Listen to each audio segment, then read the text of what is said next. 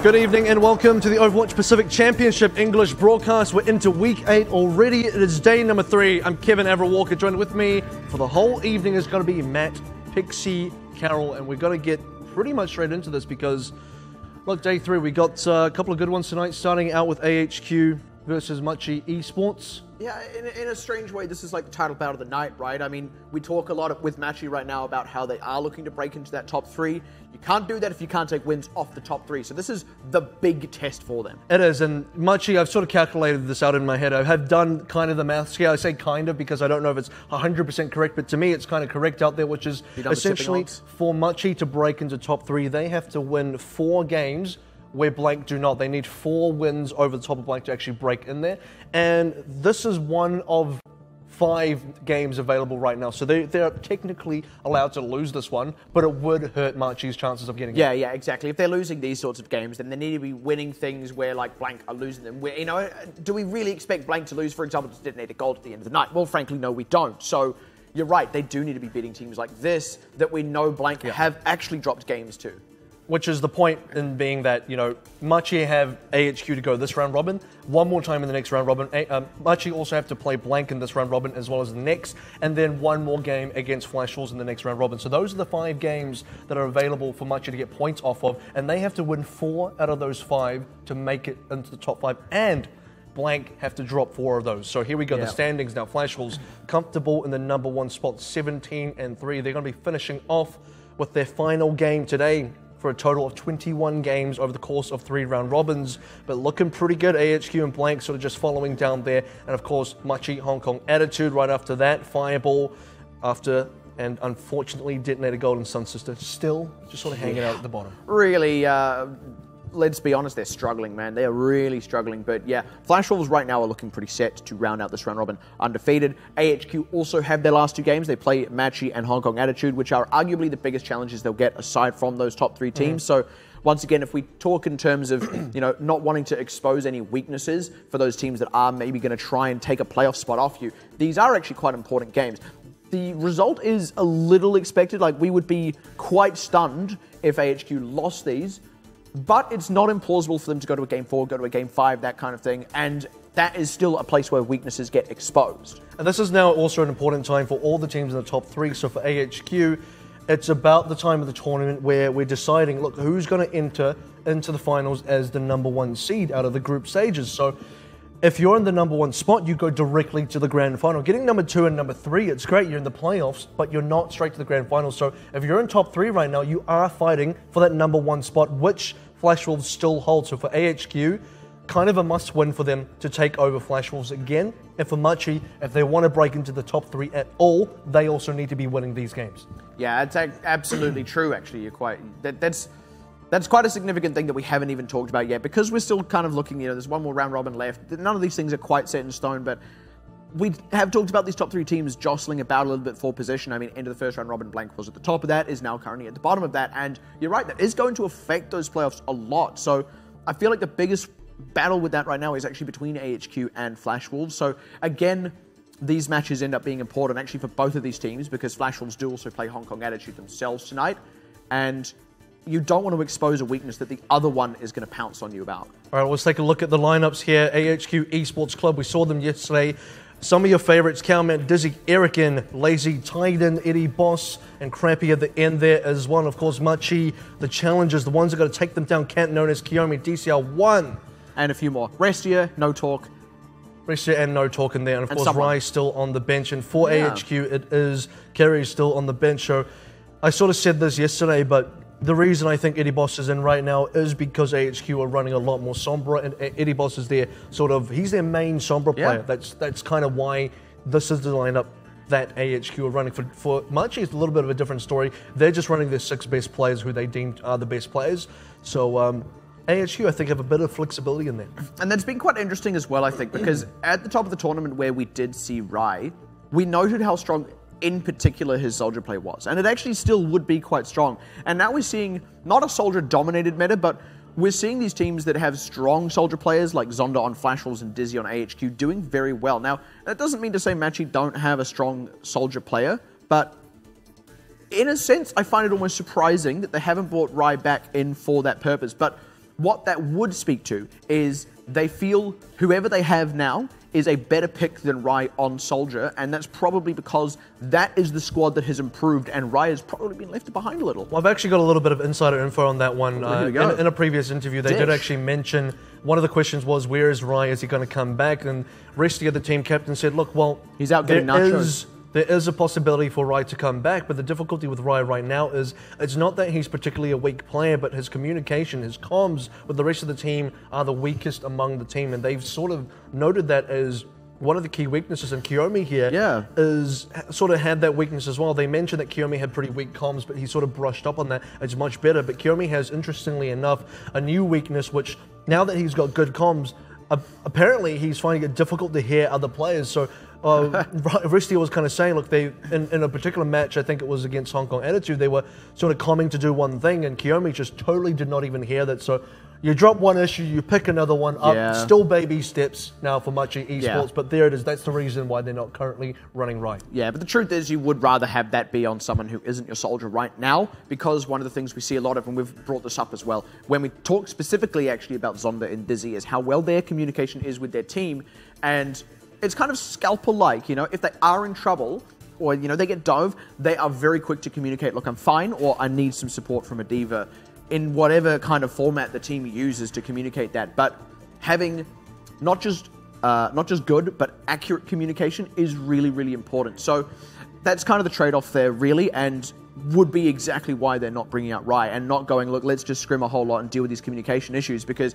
it has to be very, very precise for that Soldier above all else. Yeah, definitely DPS communication is right up there. Target calling as well, extremely important. And, you know, you use Zonda as an example, and just going on that, he's actually the main caller of Flashwolf. So he's not even just calling targets, he's not even just doing the baseline DPS stuff, but he's calling out the strats as well. He's kind of the key component for that team. So it's part of how the Flashwolf squad has been working so effectively together. Right, well, we do have our map pick up now. It is going to be Lijiang Tower featuring Genji. Yeah, not sure what's quite going on there with Genji. He's getting a little bit too close for comfort, I'll be honest. And it is AHQ's pick as well. I think that's quite unsurprising, actually. I guess the thing is you just want to play on a level playing field for these matches, especially if we talk about not exposing a weakness. You don't want to take them to Ilios where maybe you're going to have a performance that is less good than what you might do on something else. I think the only thing that is maybe surprising is not pulling out Nepal, but arguably it's a similar kind of thing there, right? You don't want to accidentally show a weakness on what should be your best map right now. You'd rather that the other teams who you feel are a big threat have no idea whether they've caught up to you on Nepal or not.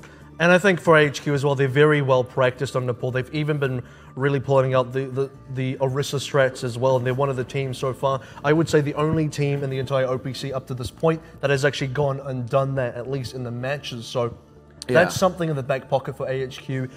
If they ever go to Nepal, which I'm sure they will again at some point in this tournament, but against Machi, it will be Lijiang Tower. They're not going to show anything for Nepal tonight. It's probably a smart move for the reasons you said, and also for the reasons being, if you've got hidden tech there, if you've got things you practice, don't show your hand too early. Exactly. Do not show what your cards are, bring them out in the playoffs, and then surprise Blank with it, surprise Flashwolves with it. Exactly. Though one has to admit, there is a bit of risk in this, in that we do feel Machi are kind of knocking on that top 3 door. So, in a sense, going for the more level playing fields has an increased risk in that this could be a map where Machi actually catch you, whereas Nepal may not be, because AHQ right now feel like they're kind of leaps and bounds ahead of most other teams on that map. So, there is a very clear reason for this. It's really obvious from looking at it, from looking at the matchups, from looking where we are in the tournament.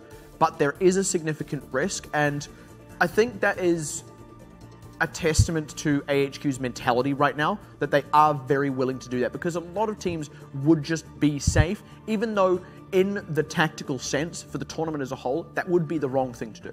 And this is AHQ taking Machi quite seriously. I believe this is not some sort of out there pick. This is definitely where AHQ, they know this is an important win for them if they're trying to battle for that #1 spot. I think both teams here are going to pull out all the stops to try and get this.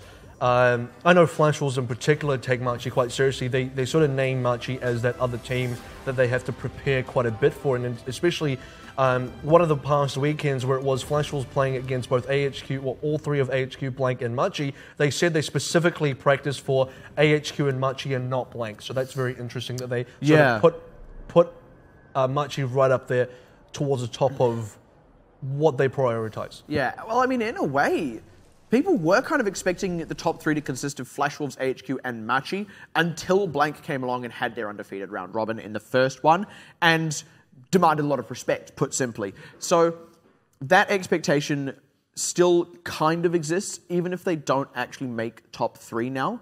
They're still well regarded as a team you have to take very seriously. You have to prep for very hard. And, you know, AHQ, they've got 2 matches tonight. They do play Machi and then they immediately play Hong Kong Attitude. I can guarantee you they would have split that 60-40, maybe even 70-30. They would have gone really hard on prepping for Machi, which is why these map picks are really, really interesting. Yeah, I definitely agree with that. And just by the way, while we're waiting for this pause, so we wait for the players to get ready for the game, Machi is the harder game for AHQ tonight rather than Hong Kong Attitude. Yeah. It's a little bit unfortunate because Hong Kong Attitude for so long we're doing quite well. And you got to still think in that first round robin, had Machi had a better performance coming through, they, points-wise at least, would be seriously challenging that top 3 rather than now. Yeah. Rather now kind of scratching at the door, but not really knocking on it. We would be talking about this all as the top 4 and who's going to be top 3 from that. Exactly. Rather than this is the top 3, who can break into it, can they even break into it, and all those things. And of course, before match, you kind of had that rise up through the second round robin. Hong Kong Attitude we were referring to them as kind of the gatekeepers of 4th place, of that top 3. They were losing to the other top 3 teams, beating all the ones below them until they started dropping games to Machi, and from that point on, started consistently dropping them to Machi. Machi then won every series that they played against Hong Kong Attitude. And Machi would be 2 extra wins ahead had they had Hong Kong Attitude's result in the first round robin instead of their own, which would mean now they would only have to take 2 games where Blank do not, so they'd be far closer. Yeah. They would only be 1 point away from Blank, actually, which would get them at least a tie, but then the second game would put them ahead of Blank. So they would be right hot on Blank's tail right now had they had a better result, or specifically Hong Kong Attitude's result in the first round robin. So the difference there is it's quite a lot. Yeah, and to kind of speak to that a little, because you touched on this earlier, the number of wins that Machi needs to get, that Blank also loses, you do have to keep in mind that one of those, both wins and losses, can actually come in their game against Blank. So that will be a really, really crucial one, because that kind of hits, you know, I mean, it's 2 birds with 1 stone. It earns you the win, it gives them the loss. Do just have another pause coming out there, but that is one of the bigger ways you can equalize the standings, because then you're not relying on Blank to lose to other teams in matches that you have no impact on. Well, one of those is a must-win because you have to win. Machi have to win 4 out of those 5 matches, and they have to play Blank twice. Yeah. So the difficulty is you may beat Blank now once, but playing them the second time, expect them to have specifically prepared for that. So Machi are still in a really tough spot. And even if Machi win 4 of these matches, if Blank do not lose 4, Machi still do not make it. So that's part of it is Machi's side where they have to take it in their own hands, and the other half it is totally out of their hands and in Blank's hands instead. And so I kind of want to jump on something that's in there as well. I mean, the reason we're, of course, referring to Blank a lot here is because they are in that 3rd place. They are the team that Machi is most likely to displace in that top 3 to earn a playoff spot, at least, you know, just in terms of score, if not the trajectory of the 2 teams in terms of their wins and losses. But the thing we have to appreciate in that as well, and we'll get a bit of a glimpse at this later on today in their game, is Blank, after their most recent series against Fireball, felt like they finally figured out what had been going wrong and have gone away and worked on that. And they are a team that will come back looking good, I guarantee you. The question is exactly how good, exactly how well balanced are they now that they're back on the horse, right? So there is still a lot here for Machi to prove, because they're not just going to be going up against the Blank that lost to Flash Wolves and AHQ. They're going to be going up a Blank that is looking to beat Flash Wolves and AHQ like they did in the first round robin. And Blank, of course, going to be playing later on tonight in match number 4 against Detonator Gold. So we haven't seen Blank this entire weekend. Like I said, that'll be our first glimpse. We haven't seen Blank since last week. So this is, you're right, a first glimpse, but also an important one, because the questions are on Blank. What have they done to sort of put themselves back up there? How are they going to challenge AHQ and Flash Wolves in the next round robin, which, by the way, starts next week? We're beginning with AHQ versus Flash Wolves in the opening match of round robin number 4. So closing out round robin number 3 this weekend, well, tomorrow night rather, is this is going to be it for the final standings of the 3rd round robin. And by the way, just double checking now the standings again, that's when we get to the end of this, Flash Wolves, again, their final match tonight, looking to 7-0 their way through the third round robin, which poetically has said that round robin 1 was blank 7-0. AHQ took the second. Flash Wolves get the third. Who will get the fourth, if anyone? You really wonder about that as well. Machi, if they want to get into seriously, Machi will have to 7-0 to get into the top 3, and that will be extremely poetic. And I couldn't write a stanza better than that. Yeah, script writers get on it. But again, it's interesting, isn't it? Because there is 4 round robins, there is 3 teams going to playoffs. You know, you can't.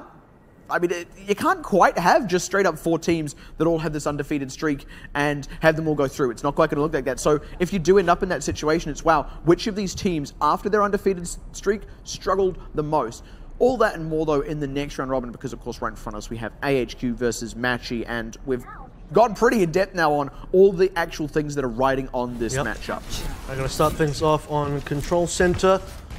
Dizzy, back on the McCree. I like this. I've liked his McCree a lot. This is a very standard thing AHQ like to do on Control Center, so here we go. And it's the triple tank special. This is what AHQ love to do. This opening skirmish already looking to just brute force their way in, but oh dear, can't. Right around the backside, picking Dizzy means AHQ are definitely going to have to retreat here, at least until he respawns.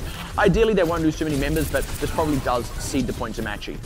3 seconds until the capture point opens up. So as soon as Dizzy makes his way back in, you see the immediate contest. They don't want the point to be kept in Machi's favor whatsoever. Yeah, the only thing is, unlike before, now they've lost the opportunity to get that positioning set up, so it's a much harder ask than it was just in that opening skirmish, though they are striking back very handily. Look at No Talk, they're really getting damage down. Good pick onto Kiyomi, and they are starting to turn the tide here. Just good focus fire, really training down the team members of Machi right here. And even though it was a harder task than before, they've well recovered from that pick onto Dizzy, and they look well set to actually catch this point out. And now they're converting kills as well. They opened up the kill on Kiyomi, which allowed them to get on the point itself. Killing DCL1 stopped any opportunity for Machi to retake, even though Kiyomi spawned back. So the timing for AHQ was extremely good, extremely calculated. They just had to wait for Dizzy to walk through the doors, and then they contested straight away. First cap does go over to AHQ. One good thing for Machi here, though, even though the Graviton is available, AHQ couldn't quite go with that advanced defense they were looking for. Graviton is out now, but they haven't converted that into much. They do pick Nonez, but Kiyomi now with that Transcendence running has forced the Sound Barrier out of AHQ. They're now a little leaner. They're going to have to commit more ultimates here if they don't start getting some kills through here. But there we go. Dizzy, nice headshot onto Can, and that should just tide them over now and actually allow them to get set up on this aggressive defense. And you actually notice so far in this game, there have barely been many kills. Not a lot of members drop, no full team wipes on either side. It's a couple of picks here or there. Both teams understand, look, we're not going to really take a fight without all our members. As soon as we see we're at disadvantage, we're going to regroup, we're going to cut our losses and play a very clean, smart game. Yeah, I mean, it's just, if nothing else, it's the retreat strength of both of these teams, right? It's the strength and shot calling. Again, Dizzy going Hunter-Killer on Can, much like he did at the top of the game. And AHQ are actually being pushed back a little bit here, ceding some ground so they can try and find an ideal time. Look at this.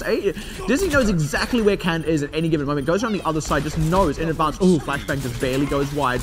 And they are getting beaten back a little bit, have to commit the Earth Shatter, but they haven't got much for it. There we go. Lazy Titan finally converting a kill. And now with this Nano Boost running, Erican is in a good spot to clean up damage. This is a lot of resources committed, though. They did draw some out of Machi, but probably not quite enough to fully justify 4 ultimates being used. 4 kills, though, for AHQ. This is the biggest intake they've had so far in Control Center.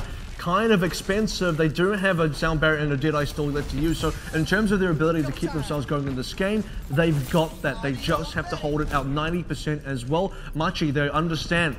Machi are going to be the ones using everything here. AHQ, they can decide to back up. They can Sound Barrier, they can stay in the fight, or they can just back up, and I think that'll be okay as well. They're going to have to do it now. There is that Sound Barrier as that Pulse Bomb and Tactical Visor came out, but that's pretty much everything used for Machi already as well, as they throw out the Transcendence. Not really converting the kills. There's the response now to deal with the Soldier on the high ground. There's the kills finally coming through, as No Talk actually picking Crappy. That's a little unfortunate for him, and this is now Machi starting to push the kills through.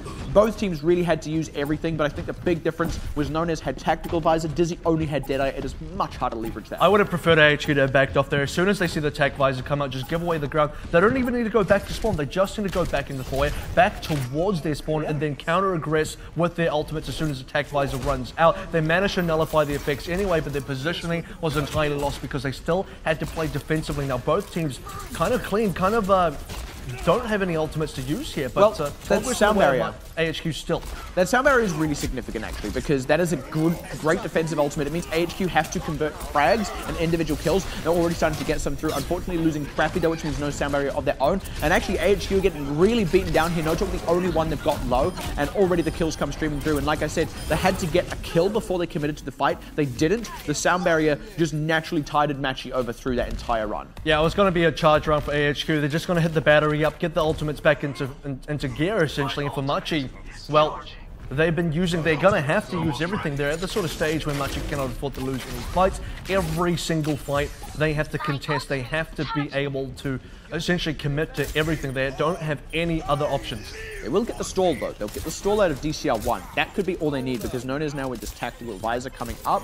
They're probably going to get a Transcendence as well. AHQ, once again, AHQ really need to convert kills fast, and oh dear, losing Erican could just spell disaster. Earthshatter got absolutely nothing. They have to commit a nano boost now onto Cowman, who is really struggling. And has to hold the Graviton in case he gets eaten. Yeah, he's got no energy. Has to hold the Graviton throughout that entire time because No-Talk was right in his face. And meanwhile, everyone behind him was getting completely routed out because Erican was already dead. Dizzy got picked. AHQ had nothing to go on there.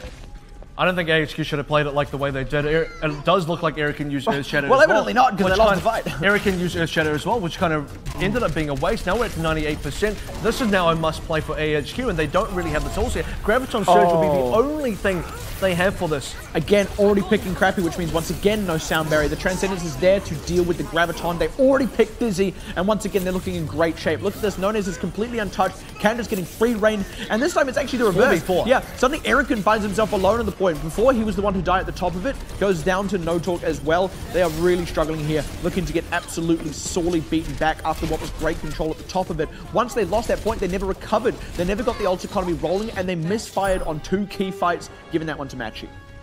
Really unfortunate. They started things out so calculated. Like the immediate back off when Dizzy was taken down early. The immediate contest again as soon as Dizzy was back up. They didn't even give a single % away to Machi.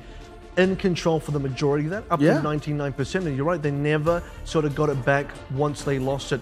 Even towards the end, I said, maybe there's an opportunity here for AHQ where they don't have to necessarily commit, play for the charge, play for the ultimate economy, come back with a big advantage and then just win outright, but they never really did that. And like I said, there was those 2 key misfired fights, and one was when they were defending on 99%, and the other was the first time they'd actually got the ultimates up in their favor, and they lost both of those fights. Look, if you can't win the fights where you should be favored to win, then it doesn't matter that you're winning the other ones.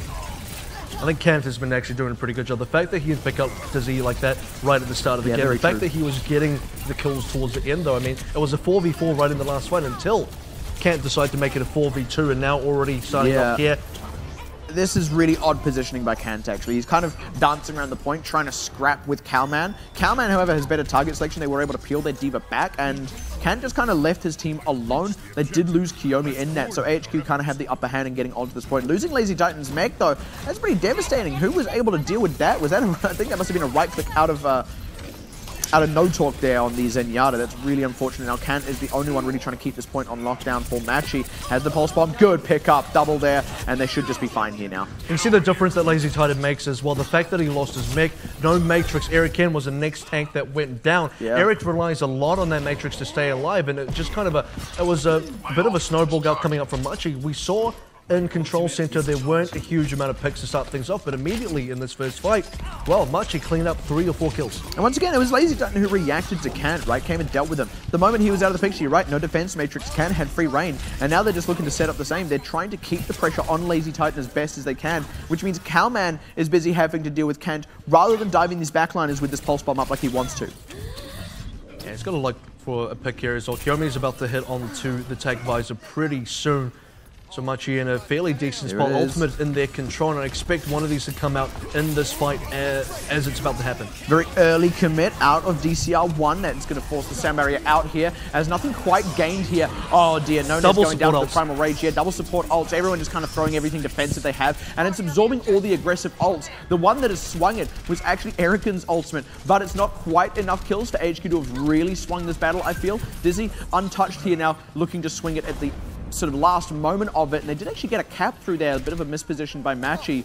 AHQ kind of got away with that. Yeah, well, Machi losing Nunez in the middle of the double support, I was kind of half debating whether that was an overcommit or not, but they got pretty...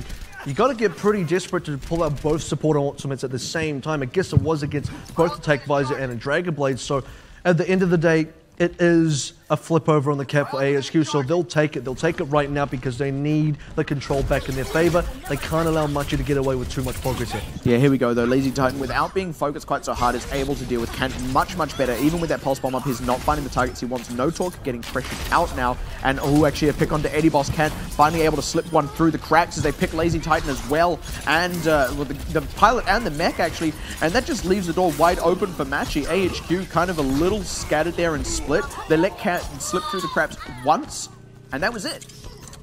Cowman's the only one sort of getting the counter trades here. Machi, that was a fairly simple retake from them. I guess AHQ looked so lean on ultimates at the end of their last fight after sort of getting rather desperate with the double support ultimates. They had nothing really to use to keep themselves in there, at least progress-wise. They managed to even it up quite a bit, which gives AHQ a decent amount of time to work with here, as both teams now sitting on 0 ultimates. Next contest out of AHQ already started. Yeah, they need everything they can get. You're right, even if it is just time. That's going to be the Transcendence forced out of Eddie Boss, actually, but it doesn't save Eric. No Talk still holding on to his now. Oh, and right at the end of it, the supports just get absolutely destroyed there.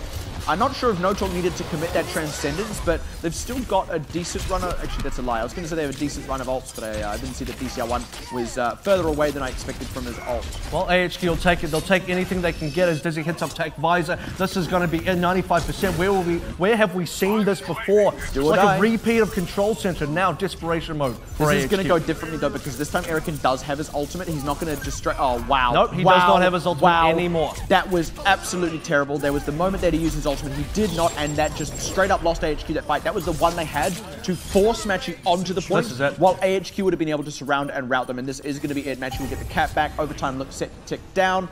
There will maybe be a contest from Lazy Titan. There it is, that's the ult. Finally. But this is now a desperation play, whereas before it would have actually really helped out the team, and now they're trickling on. Lazy Titan can commit a self-destruct here, but look, Machi are happy to just leave the point, go for the backline, as the cap can't come through while the self-destruct is happening for AHQ anyway. They route the rest, and now that Lazy Titan's back in the mech, he's all alone. Machi set to win 2-0 up now. And Dragon Blade will just close the lid right on top of AHQ. Timer ticks down, 2-0 on Lijiang Tower so far. That right at the end, I don't know what happened for AHQ. I mean, you're right. Where was the Primal Rage? Eric, he held on to that. Attack Visor as well. Dizzy. He got nothing out of that. He lost a duel even with Nunez, who, by the way, didn't have Attack Visor. So they sort of had a 1v1 towards the spawn of Dizzy's spawn, actually. Yeah. And Dizzy still managed to lose that duel. So everything going wrong for AHQ on both fronts. On the front line, on the back line, everywhere. It was not in their favor. And once again, it was a little misfire at a key moment. It wouldn't have necessarily been a win, but it was the best position that actually had all game, really, AHQ. If Erican had have ulted on the point, like I said, they would have had to force Machi onto it, lest the cap go through. That would have allowed AHQ to surround them, and they had ultimate advantage. They would have had positional advantage too, but if you can't lose the fights that you should be winning, then the other ones don't even matter.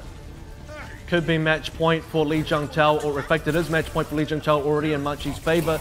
And AHQ, look, they've had some pretty good signs, but not enough to close any games out.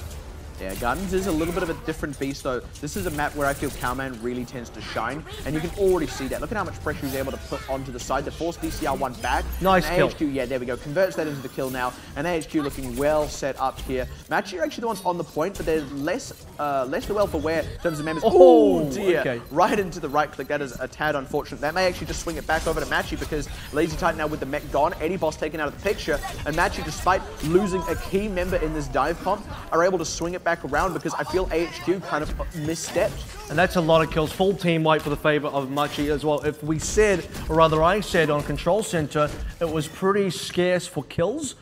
On Night Market and on Garden so far, it's been a bloodbath, and pretty much in the favor of Machi as well. It's been Machi's bloodbath. It really has. There's Cowman as we know him. Good save though with that sound barrier to keep Kiyomi alive and force out the Transcendence as well. That is a lot of support ultimate to use though. But Crappy, I don't know what happened there. No one seemed to bump him. He just kind of went off the edge. And even though they used those two quite crucial resources there, Machi, they're still in control of this. And they're losing progress now. AHQ losing a decent amount of progress. They're not going to be too happy with that. Only got Sound Barrier, got a Transcendence coming online as well. They're going to be able to protect themselves well, but so far, because they've been losing their tank so quickly, they're absolutely going to need that Cowman down. The second time in a row, he picks up the first kill for AHQ. That's what they were lacking that fight before. Because Crappy died when he did, they didn't have the sound barrier. This time they did have it, and because of it, they had the safety there. There were no supportive ultimates out of Machi. So this is a pretty expected win out of AHQ for that one scrap. But this is the first time I feel they've actually won a fight they were supposed to win, so I don't know if I can quite say this is a turnaround On yet. top of that, Noni's used Dragon Blade as well, which Dizzy shut down at 1%. I heard the voice line go off, and then I didn't see Noni's at all. He went straight back to the spawn room, and AHQ took that one fairly easily. 3 ultimates used though. Yeah, and both these teams are going to be pretty much tied for ults here. No Talk will let that self-destruct up in just a moment.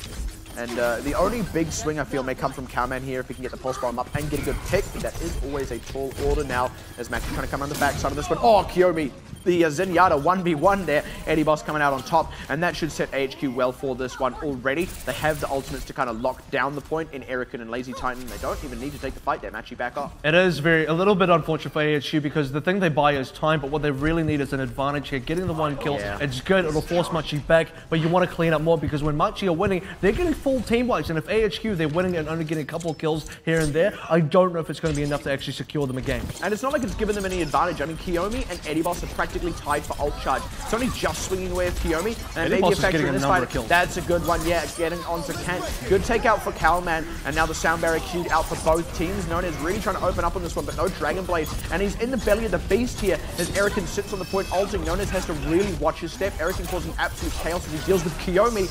Transcendence out for Eddie Boss now, and they're looking pretty solid here despite the loss of Dizzy. They've still got the self-destruct to cause zoning. They've still got the sound barrier. If nothing else, they can force this to a 90%, and that is about as good as it can get for them. The sound barrier there, used up. Lazy Titan still has his to commit. They do need to take out Nones here, though, who has now actually managed to get the ultimate up. This is the last thing that Machi have to swing it, and he's making it work. Ooh, quick shutdown by Cowman. They are going to pull a 90% out of this. He got a lot of kills out of that, though. That's going to give Machi an opportunity to get themselves back in the fight. Specifically, they have a Transcendence as well. Kiyomi, he does just use it in the nick of time as we head into the overtime. But Machi need a few more kills, and it doesn't look like it's coming up for them.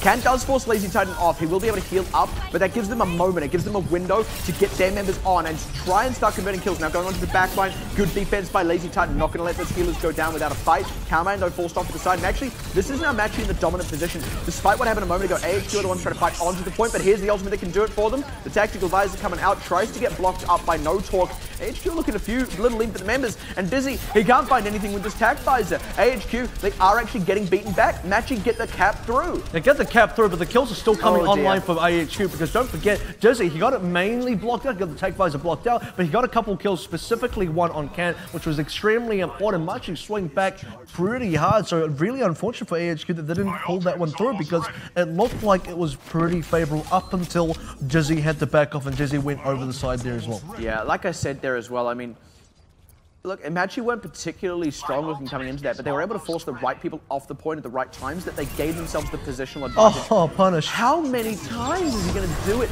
Erican does take out his counterpart there, Kiyomi, so we're not going to get any more Zenyatta headshots. Now Kant really has a heavy weight on his shoulders here as the sound barrier is there for AHQ. Restia is already used this is not good for That is Machi. the hard swing back for AHQ. Yeah, really, really bad. Unfortunately, even though they got that early kill onto Cowman, they are looking in good shape. The cap to come through. Machi will look to try and buy time. Maybe if DCR1 can get an ultimate up, but again, no sound barrier. Who's even going to be able to touch the Transcendence is going to get here. No, not in time. You're right. Yeah, the leap just fell short of the window.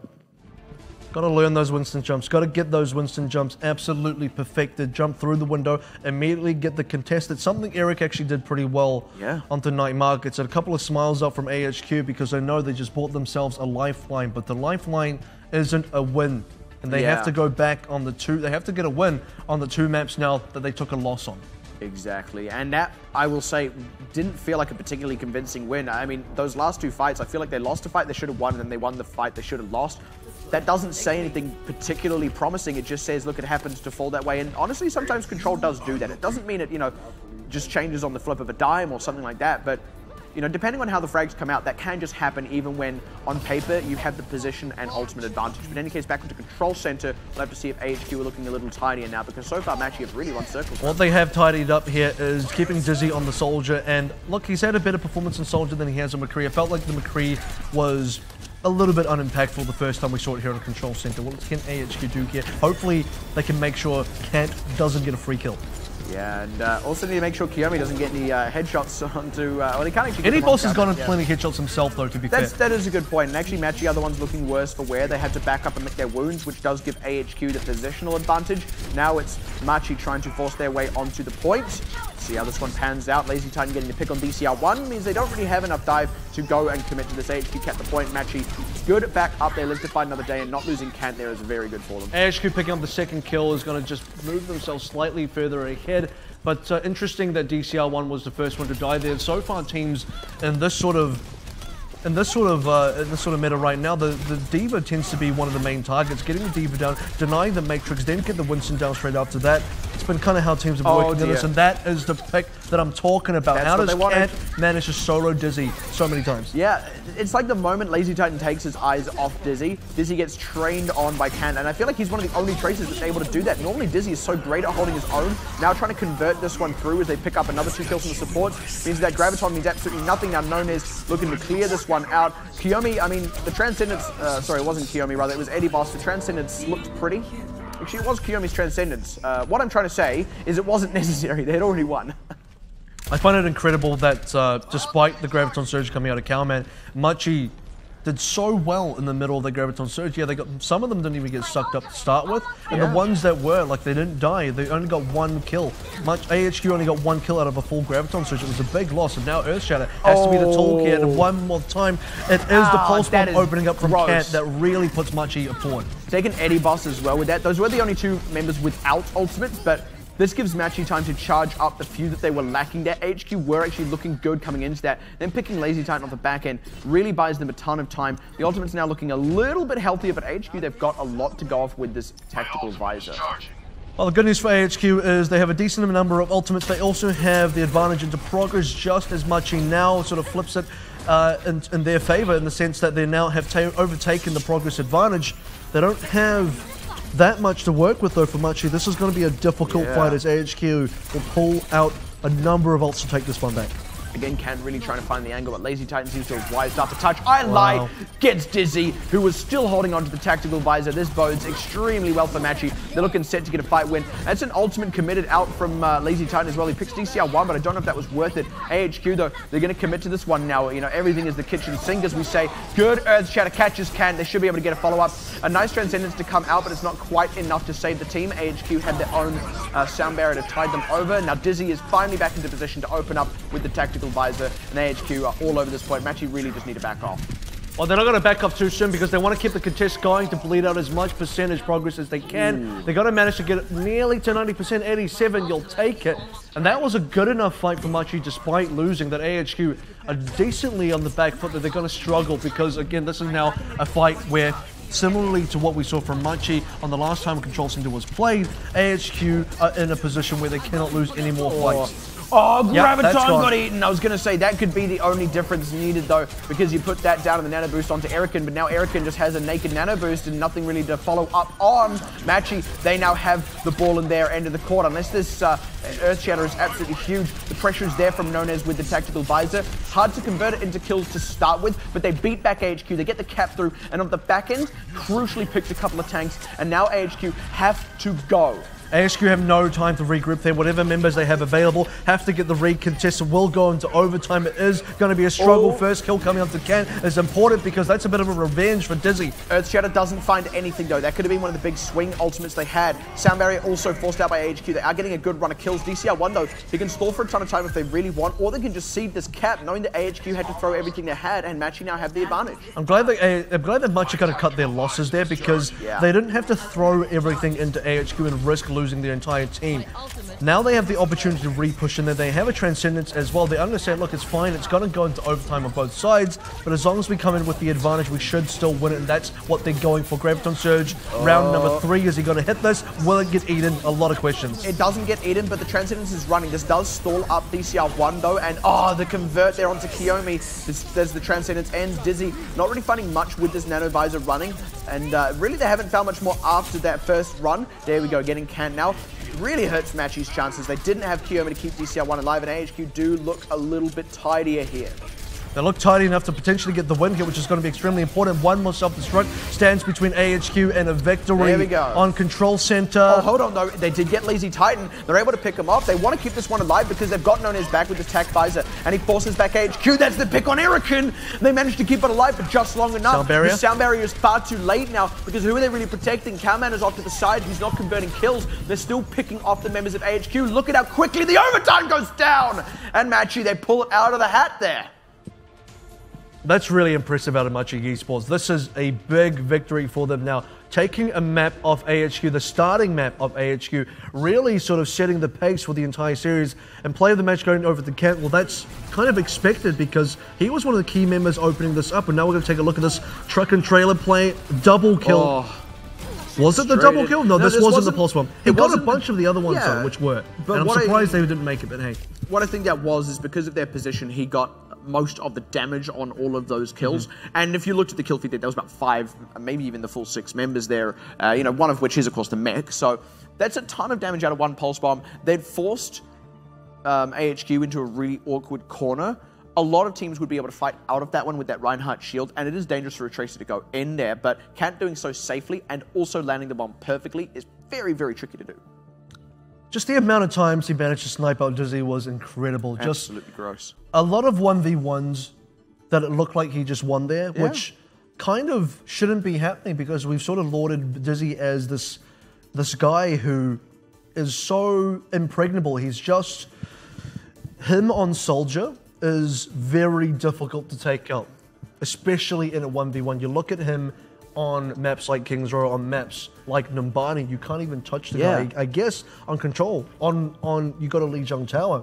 A little bit of a different story. The angles work definitely more in favor of getting the correct flank on him, but it does still surprise me that he goes down so easily. Because the thing we always talk about with Dizzy is he's great at standing his ground. He knows when he can, he knows when he can't, and he knows where and when to call for backup. And that wasn't happening. Sometimes it was, sometimes they were pulling in Lazy Titan, but then sometimes they weren't. And sometimes they couldn't because Lazy Titan had already been taken out of the picture. The mech wasn't there. Even if he was alive, if you don't have the defense matrix, that's not someone who can come in and help Dizzy. And there isn't really anyone else that can sit on the Soldier and keep a flanker off them in that same way. Suddenly Dizzy's on his own, and if he is currently losing the duel, there isn't any recovering from that, even if you are Dizzy. And honestly, props to Kant for putting Dizzy in that spot time and time and time again.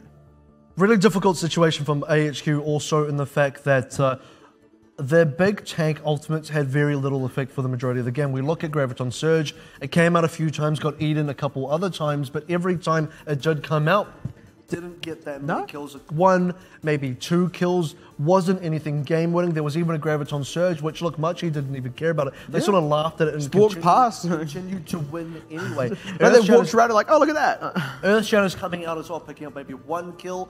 Just not really opening through for AHQ. So a lot of these just going, even Lazy Titan, who we have now sort of said is the one guy in the tournament who can consistently get 1, maybe 2 kills or more with the self-destruct, only picking 1 at best, and that's even with the Graviton Surge sort of setup play as well.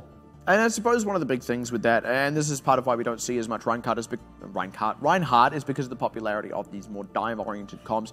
At least the high mobility out of having a Tracer and a Genji and a Winston and D.Va even on the tanks, right? There is pretty much no situation where you're going to catch even 4 whole people, even probably 3 people in a single Earth Shadow, because there's never 3 people sat in one place. The most you'll get is the 2 supports, but they're all nice and tidy behind a tank. By the time you're in position to do that, well, hey presto, there's a Genji and a Tracer behind you, you've overextended, and you just die anyway. And we saw both of those things happen for Erican there. Not too much of the overextension, the difficulty is, I think, on Control, you're right, you can't get everybody together in the same place, specifically when you're playing against a DPS like Tracer. You got Nonez on the Genji on night market as well.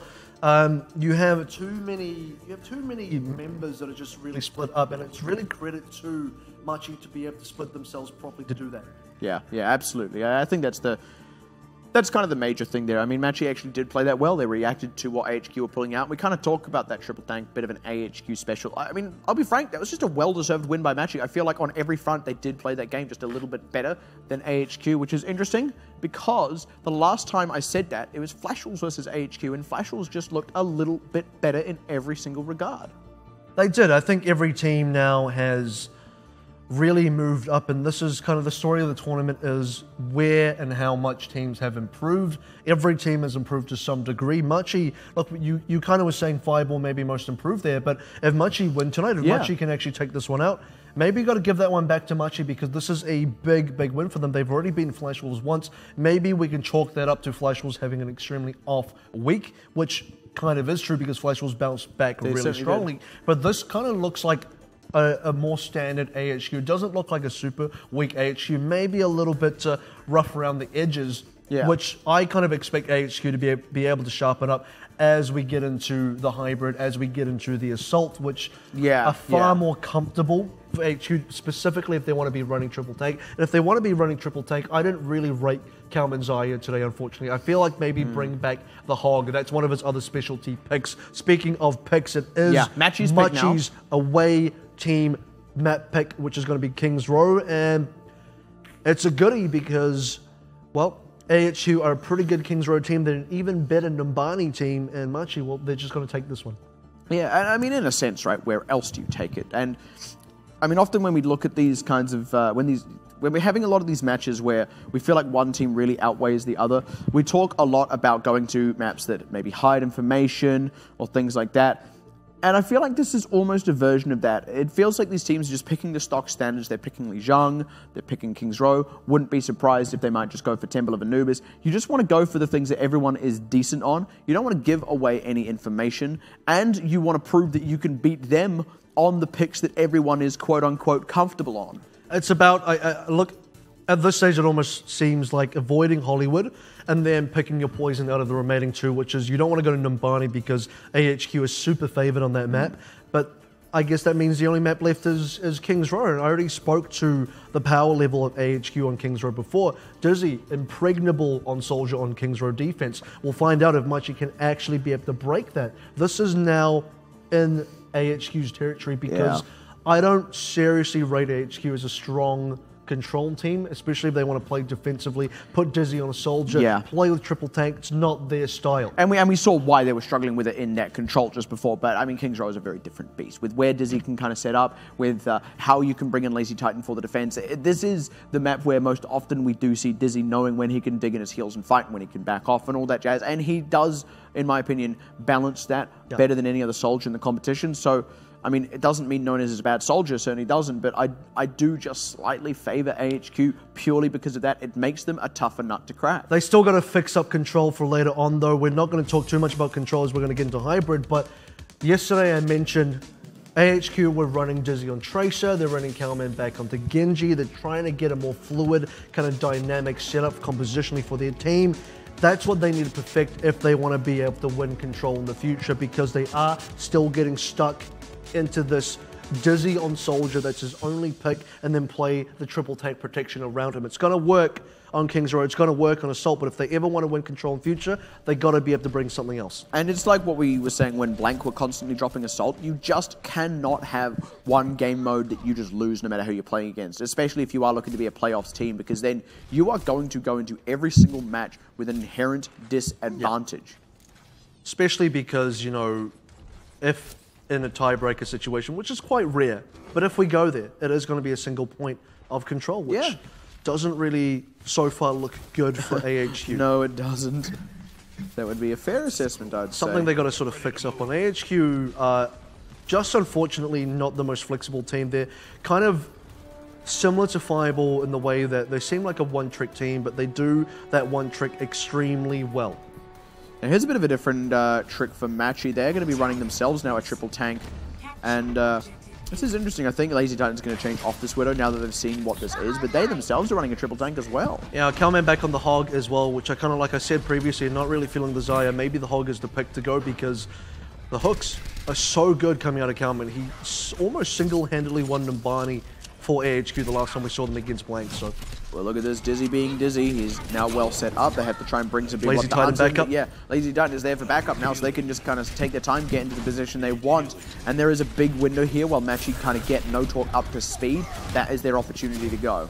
It's funny you said window because that's exactly what Dizzy was looking at. Now he wants to get into a window position of his own. It's Eric in, pushes Machi back into a corner. Positionally, this is perfect for AHQ. The plan, the trap is set. They've completely surrounded Machi.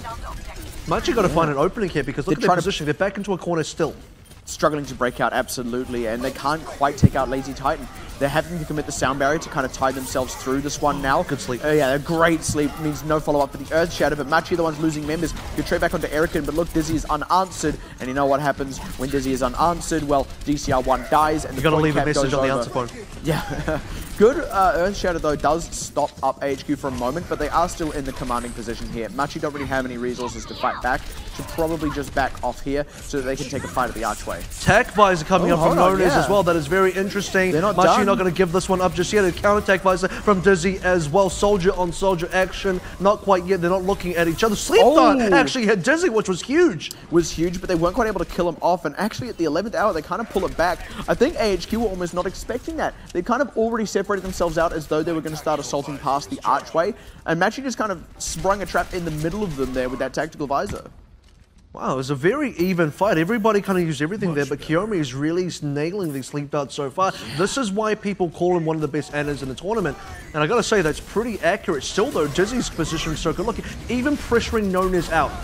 Oh, that's a good opening though. Lazy Titan picking up DCR1 really hurts them through this one. That is a ton of their damage. No Graviton available still, and they have to get it up during this fight. It's very nearly there, and that could be all they need to swap it around, but they also need to convert kills, and they need to answer Dizzy. They're not doing either of those things. This Graviton might not be enough to save them, especially if it gets eaten. Oh, that's a deep charge though out of Erican. Could well get punished, even as he finds Kiyomi. Calman's out of the picture, and that was not a good Graviton. Now Dizzy on this high ground, the Nano Boost already used, now has the tactical visor if he wants it, but he probably doesn't even need it. Just doing clean up duty from the skies. Wow. Yep. AHQ janitorial duties. Might even clean up Nones on the side. Does in fact clean up Nones, which by the way, Nones had attack visor. Couldn't even challenge Dizzy. And Dizzy said, look, if you won the last soldier duel we had, now it's King's Road, it's my home turf. I sat on the high ground the entire time. And that was a big mistake out of Machi because Dizzy at no point was ever pushed off. Look, he made it in his house and those doors were closed. Well, that's because the only thing Machi had to contest it was Cant, and Lazy Titan was there to babysit Dizzy. Now, sure, you'd think, oh, well, then it's just a 4 versus 5 on the ground, but actually, Dizzy pulls his weight. He pulls the weight of 2 people there. It isn't, oh, that's a good hook onto Cant there. No really kill, hurts though. his positioning. He's going to have to try and go deep maybe with the self-destruct, but, oh, good block there onto the Earth Shatter. Good counter block. Yeah, this is really, really tricky stuff. Neither Earth Shatter quite finding much, but that is going to force out the self-destruct from Cant. May not really find much as DCR1 is busy dealing with Eddie Boss. Now trying to get on top of Calman, but he's forced to put the shield up there with the whole hog running. Neither team is really the beneficiary of this fight, but AHQ are still getting payload distance. Machi, they desperately need to start pulling out kills here. Sight for sore eyes, Reinhardt versus Reinhardt. This is something we don't see very often anymore. Both teams running a road hog as well. In fact, this is like, what are we back in Season 3? Triple tank versus triple tank, 2 Reinhardts on either side. I can't even believe my eyes. Tell you what it means though, it means if you lose your Reinhardt first, you have to back off pretty much regardless, unless you are really confident you can convert kills or maybe trade with their Reinhardt straight away. You have to back off, and that's exactly what happened to AHQ. They were actually winning that fight up until Erican died. Yeah, this is very even coming up from both teams as well. Now it's going to be AHQ. It's their turn to play. Nones opening with attack visor, but he can't get past that shield. Now everyone's kind of funneled off out of his sights. He doesn't have anyone in his sights since Dizzy is the one converting kills. They take Cant out of the picture, who is well isolated from his team. This leaves payload underway. Erican nearly had a great grab. Yeah, easy pickings indeed. Arguably low-hanging fruit, and this payload is nigh unstoppable. Yep, Machi going to have to give up a lot of space here. DCR1 might look for an Earth Shadow. In fact, I believe that's their opening back into this. They got to get in quick because the cart's going to go over. Final opportunity, looking for the Earth Shadow angle. Where is it? Oh, he gets hooked, so he can't even get a good Earth Shadow on the whole team, but he does take out Erican. That could be all it takes. The Earth Shadow, it doesn't quite find much. Remember, the Earth Shadow no longer hits the top of that payload. Once again, it is AHQ converting the kills now with this whole hog. It's going to force everyone back despite the sound barrier. It doesn't matter if you've got the health bar. You know the positioning gets the mech. Forcing the team back, their own sound barrier now to keep them safe through the closing moments of this fight. And I feel like this Graviton is very last ditch. All they get out of it is crappy. The point cap is looking set to go through unless No Talk plays out of his mind here. It's a big flip over because when we looked at Lijiang Towers, that's exactly how AHQ felt. A very last-ditch effort, Graviton Surge not getting anything. Massive soldier plays coming out from there, so from the friendly soldier, which in this case now is Dizzy on the high ground again, pushing Nonez off on every opportunity. Nonez and then also Kant. That is absolutely huge. And he didn't have a lot of resources. He had less than half health. Just confidence. It was almost pure confidence. And they're still honestly struggling for this one to get the cap through. So good on Machi. Yeah, good on Machi to kind of bleed this one for time. Nonez coming to the tank visor here is going to try and turn it around, but only getting one means they are finally going to be forced back. The cap does come through. Machi, though, they did at least give themselves an opportunity to defend before the end here, but not if they keep getting picked on the retreat here. There's still a lot of stagger kills that AHQ were able to get here, just slowing down the defensive effort from Machi. Not a huge over contest, very disciplined play coming up from AHQ, and it does seem like, look, when you don't have Kant getting on the flank as a Tracer shutting down Dizzy, no one can shut down Dizzy, and that's a problem. Like I said, they don't have a Winston to also go dive him along with the D.Va. Really, they don't have any proper resources to do it. Wow! Genji, lazy Titan. Where have you been all game? Oh my god. Welcome back, Lazy Titan, to Overwatch. Good to see you here. And even gets one on DCR1 just to add insult to injury. No ultimates available for Machi. There is still an opportunity for them to defend before the end here, luckily. But this is a huge amount of payload distance. It's massive, and Machi haven't had any opportunity to defend yet. Between huge stagger kills, between massive self-destructs, this has really been a huge struggle. They got a lot of ultimates. They got to use everything. The card's nearly there. They let that get so far. Kiyomi gets picked by Crappy of all people. No nano boost to go out onto anyone at all, and now a decent Graviton catches a few members, but there's no one there to convert the kills. They're all being pressured by the tactical visor. Finally catching 2 kills as Kant, but AHQ, they've actually still got a decent number of members. Nonez? They may be able to actually, never mind this. Hold on, there we go. The respawn finally through for Kiyomi as he throws down a nano boost, and this could just save the day here as they force off Lazy Titan, who actually, in any other situation, I would have favored to deal with No Talk there. So barely held on, but that did not feel convincing at all by Machi. Yeah, there was a tech visor in there from Nonez as well, so Machi, they lost a bunch of ultimates in the previous fight when they got picked off. Lived just long enough for the respawners to come out and commit. So AHQ, they did get pushed up, but you were absolutely right, didn't feel super convincing. Now the time's about to run out. It is still super close despite the results so far. Oh, a decent Earth Shadow. It doesn't connect, but it does separate Cowman, who gets picked off. That gives Machi a big opening, provided they don't overextend here, because the clock is very close to tick down. They're trying to get a few more picks before the fight comes to the payload. They're not quite finding it. The contest is there, but Lazy Titan out of the mech could be all they need. They do lose Canswan, though, and Dizzy once again. Earth Shadow block. Unaddressed. Good Earth Shadow. Dizzy nearly at that tag visor, and like I said, unopposed. And they have to keep their distance from Erican with this nano boost.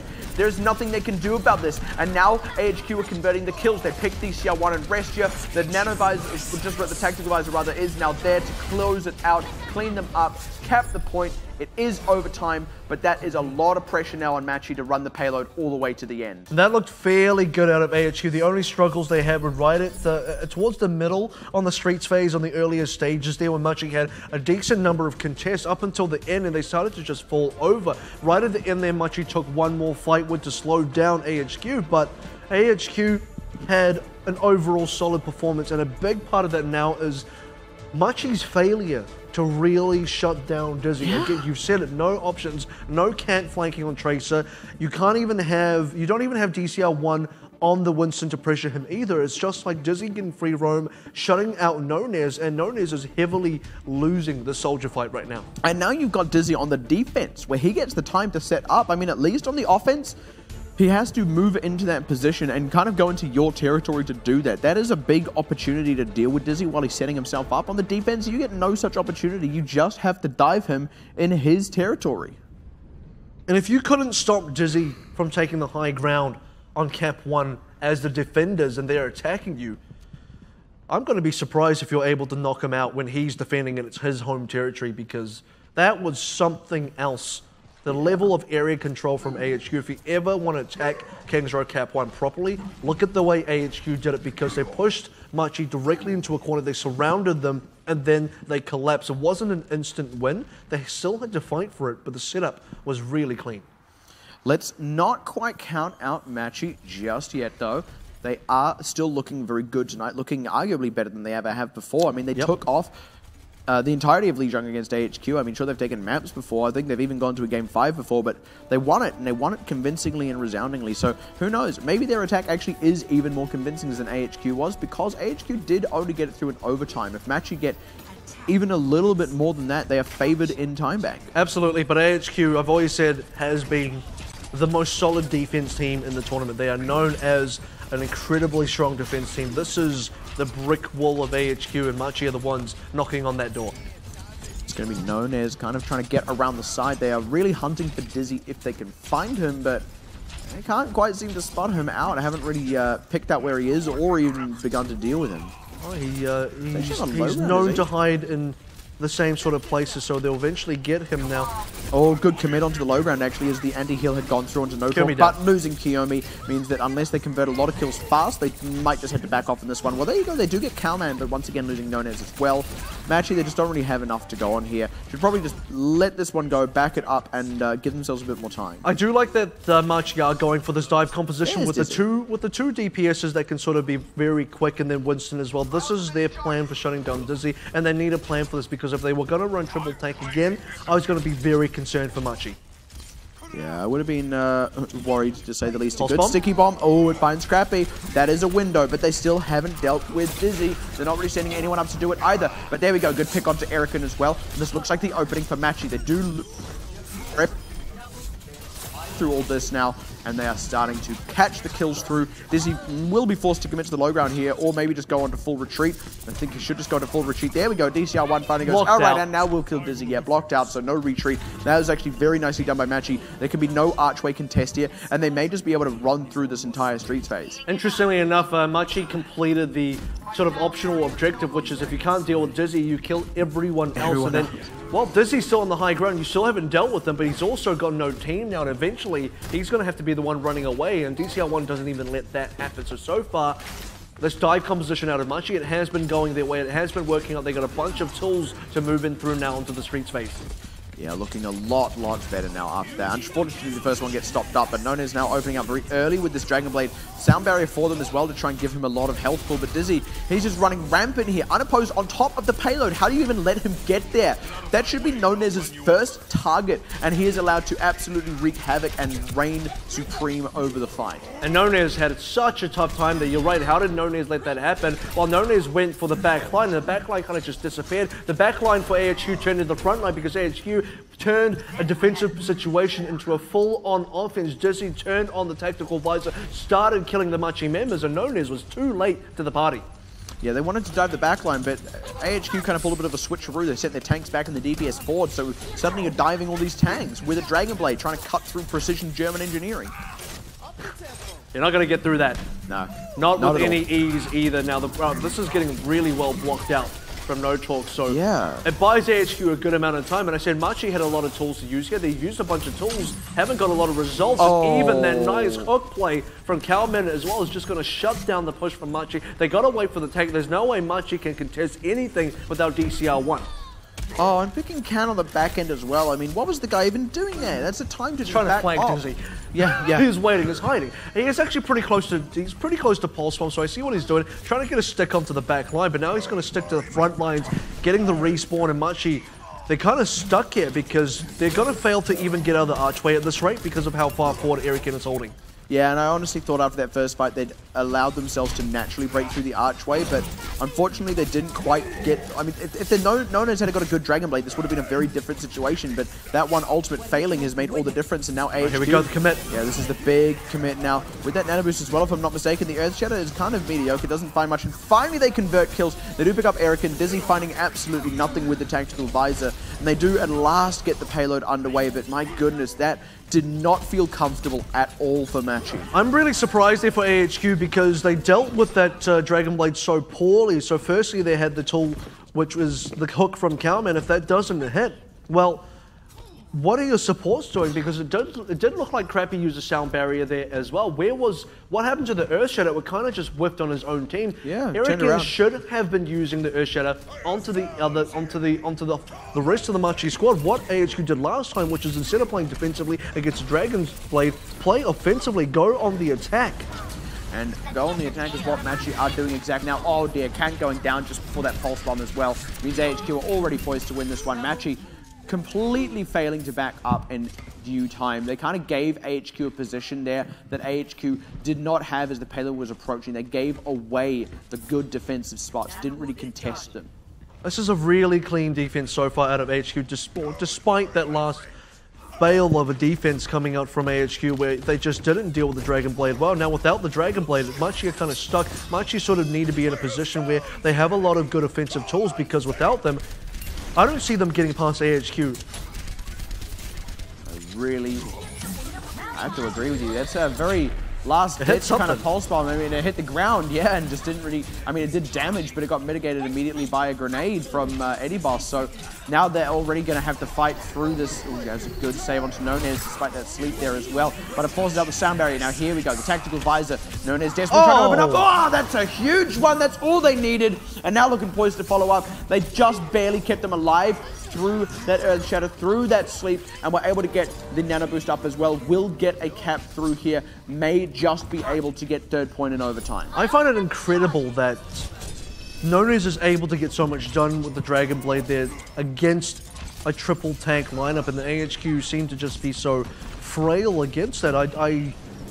It's kind of bewildering to me, because on paper, AHQ should be able to deal with this Dragon Blade well. They already have. They're dealing with Cantwell at least, but it's not enough, because it looks like every time Nonez has a Dragon Blade, that's when they're able to win a fight. Yeah, and there's only been the one time where that did actually fail for them, but because of that pick onto Kant, Machi are forced to back up. They do not get anywhere near as much payload distance as AHQ did in the same position, and this is going to make the push to the end very, very difficult. AHQ need a decent amount of defensive options here. Calman realizes he's missing these hooks onto Nonez specifically, so well, the next option is going to be to play Zaya.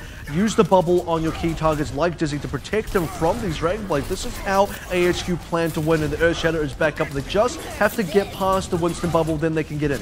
Yeah, he's desperately fishing for it, but I like that Diva ultimate to kind of force them out of the... Oh, dear.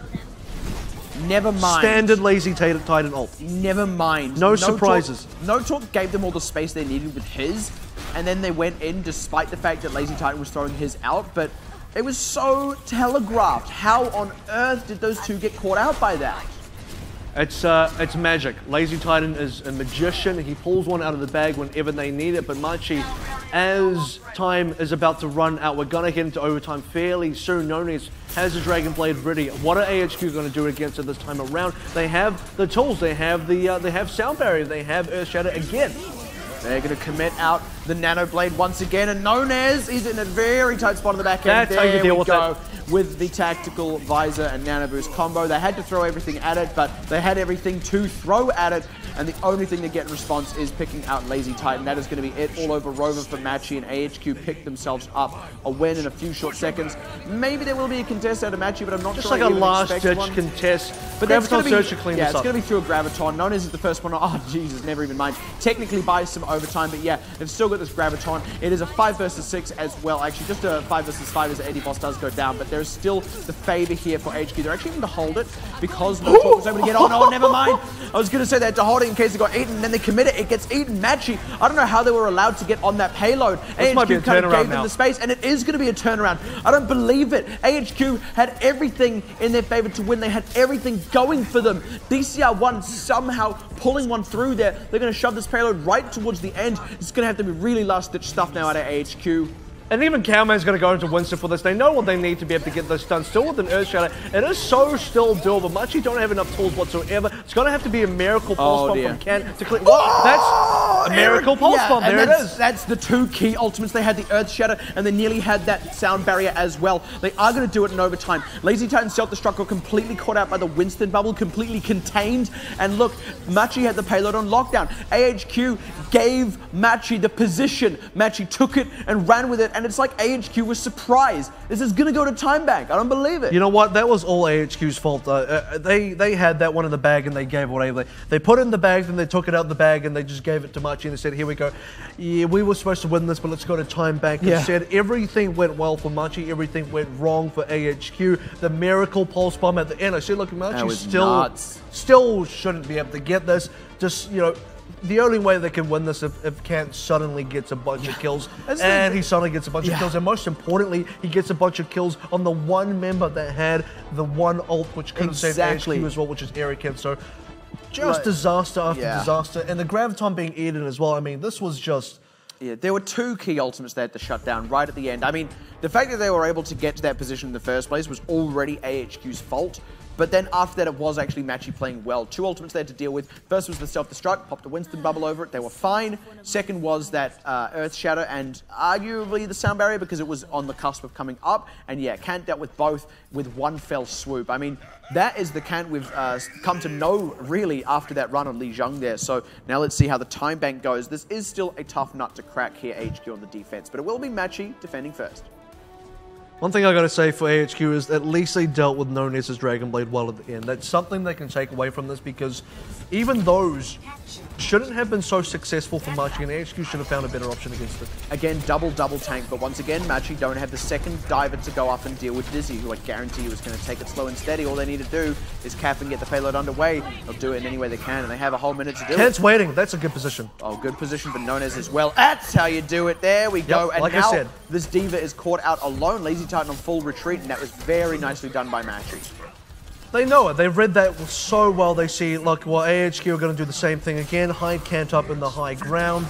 Get him now. A second hook straight into a bubble, though. Yeah, unfortunately into the bubble. They do have an opportunity to kind of regroup. They're not going to be able to get Kant back up on that high ground, but I don't expect this to go there either in case Kant is there. Earth Shatter whiffs for AHQ. This is the window now for Machi. DCR1 about to get his ultimate up. Cowman really struggling to get any kind of significant effect here. They do have... Kant's low. He is very low. They need to be careful of him, though. Oh, DCR1 is the ultimate, but he's too low. He gets a decent connect, but there's no more follow-up to come out, and they have given the high ground to Dizzy, so never mind all that. Not pulling Kant back was the disaster there. They allowed Dizzy to get that high ground, and honestly as well, props to HQ, they forced Kant to stay on the low ground. They didn't let him go back up to contest Dizzy getting a position. This is all in overtime now, but it's all about distance. Every centimeter counts. Yeah, well, AHQ got a decent amount to work with here. No-Ness already used Attack Visor, so that's one option out of the way. DCR1 already used Earth Shatter again, another option out of the way, and it was a very panicked one as well because he used it to try and save the team. He immediately died. There was no one from Machi to take advantage of it. No-Ness even sacrifices his own life with Attack Visor, which ends up being a huge mistake. And I like Calman's positioning because they're waiting for the Graviton Surge to end this game.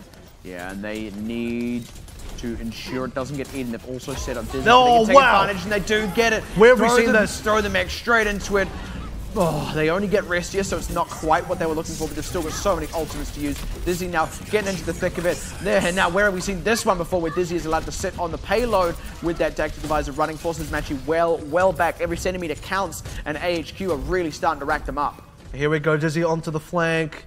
Wouldn't be surprised if he takes some sort of high ground and get a couple of headshots as well. Now, Erican has the Earth Shatter. So far, I think all of his Earth Shatters have either been unimpactful or just totally whiffed, which is basically the same thing at the end of the day. So something's got to give here. They should not get a cap off this. Machi would be mad. That would be devastating. They should have actually contested it earlier. You don't play it like you play normal rounds. This is time bank. Every single scrap of distance counts, and already Kant has been completely dealt with. They might not even need to use it. Is totally unanswered. You cannot do that against AHQ, and he gets a second kill now at this fight. This is a really last-ditch kind of ultimate to come out. Easy kill. Boost. Yeah, easy kill. Erican getting that one through. And that nano boost on the DCR1, like I said, totally panicked. Machi look like they're in complete disarray as they give the cap up. For goodness sake, change onto Winston. Contest Dizzy. This is it. You don't have Canton to Tracer. You don't have an option for Dizzy. That's the only time they can really kill Dizzy. Dizzy's roaming free now. This entire map is his playground. We're going to have another Tag Visor coming online. No-Ness has Tag Visor, but his Tag Visors have done nothing. Dizzy is so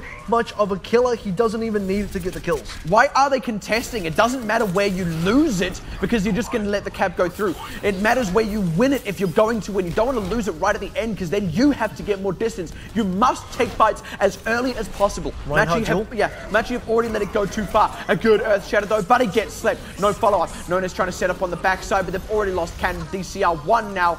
They've still got the tools here. Dizzy, how many times is it going to happen? And like I said, it doesn't matter where you lose. Don't take the fight late. Take it early. Because now, even though... these staggers. That is absolutely disgusting. AHQ cap the end in full overtime here. Machi once again staring it on. They're still getting picked off as they fly onto this payload. That shouldn't happen.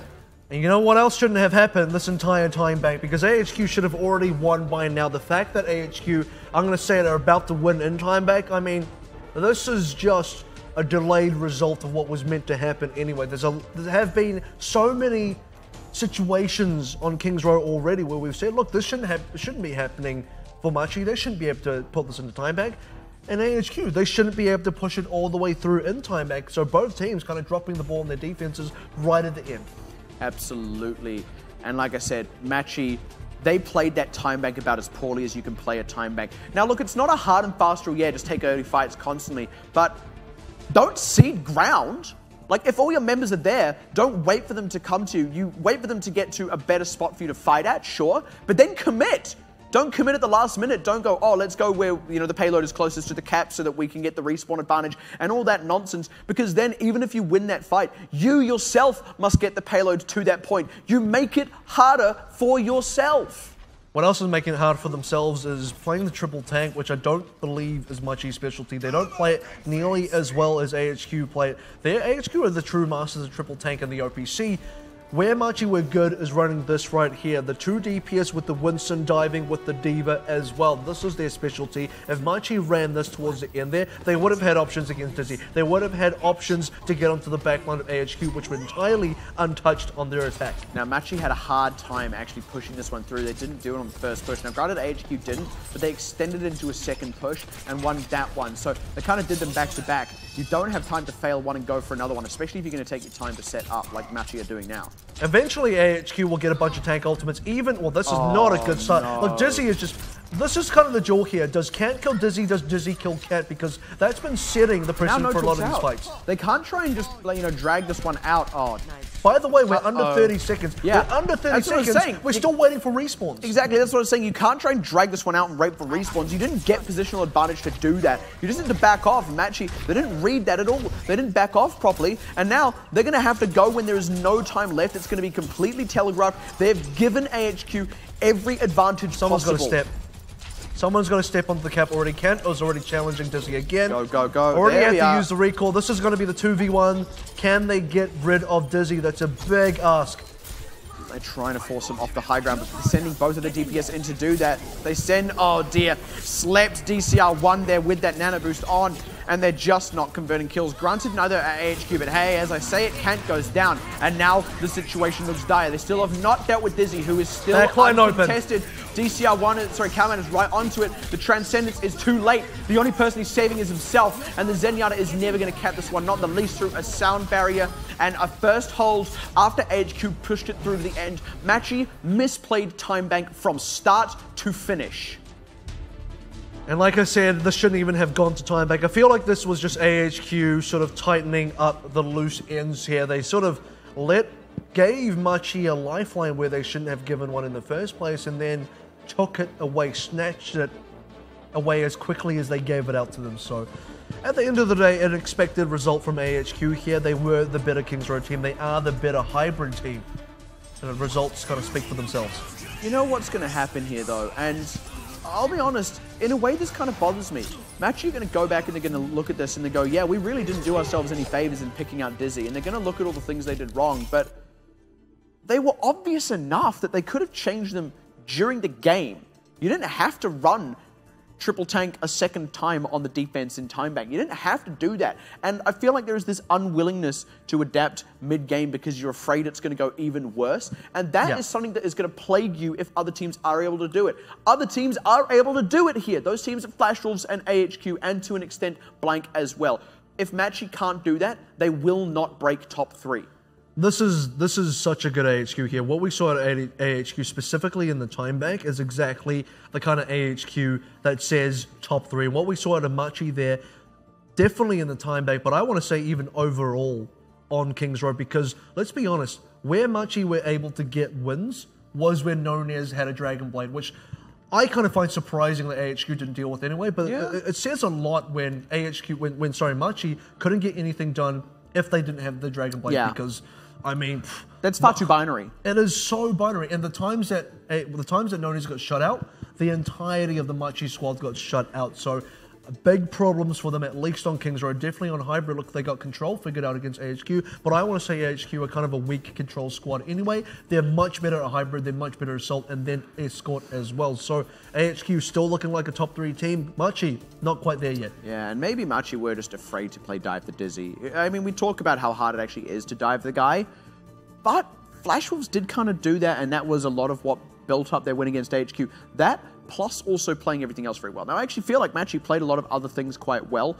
Time bank aside, let's forget that ever happened, right? Up until that point, I feel like a lot of things were going right, and honestly, the things that were going wrong, AHQ were doing just as many things wrong. But again, if you're going to break top 3, you've got to have the confidence to play Dive the Dizzy, knowing you're going to actually pull it off. And if you're not going to do that, you must be able to pull off your other alternative, which is kill everyone else first. And they only did that really once. And the big question is as well, did Machi challenge AHQ? I want to say yes, they did. Absolutely, they took a map so far. The series is not even over yet, but we're talking about Machi trying to break into top 3. Remember that they have to win 4 out of the 5 of the top 3 matches coming up. This is one of them right now. If they lose this, they have 4 more opportunities, but those are the only 4 opportunities. If they lose this, I don't see them beating AHQ sitting a time, and I definitely don't see them beating Blank or Flash Wolves if they can't win this right now. No, it's not good enough to just challenge AHQ here, especially if they overcome the challenge. You actually just have to win. There is no 2 ways about that. Machi, I mean, despite the pickup on Lijiang Tower, I don't feel like they're actually on track to win this. Not if unless there's another Lijiang Tower around the corner. Absolutely not. Just Lijiang Assault. I don't know. Because even let's take a look at the time back. It speaks a huge difference between the teams. It is not easy to get a full 3rd point cap through, a full cap out on Kings Row in time bank, in overtime, basically the entire time. The difference between that and getting first held is like night and day, and the difference between the 2 teams on Kings Row felt like night and day at the end of the day. I mean, we've seen Hong Kong Attitude stop up AHQ on time bank. We've seen, I think we've even seen Fireball do it actually. You know, I mean, we were stunned enough that Fireball got it through to time bank. Actually, tell you who did that. Detonator Gold stopped them up on time bank. Now, granted, Detonator Gold didn't get as far themselves, but like I said, Machi played that time bank as poorly as possible for a team that is looking this strong.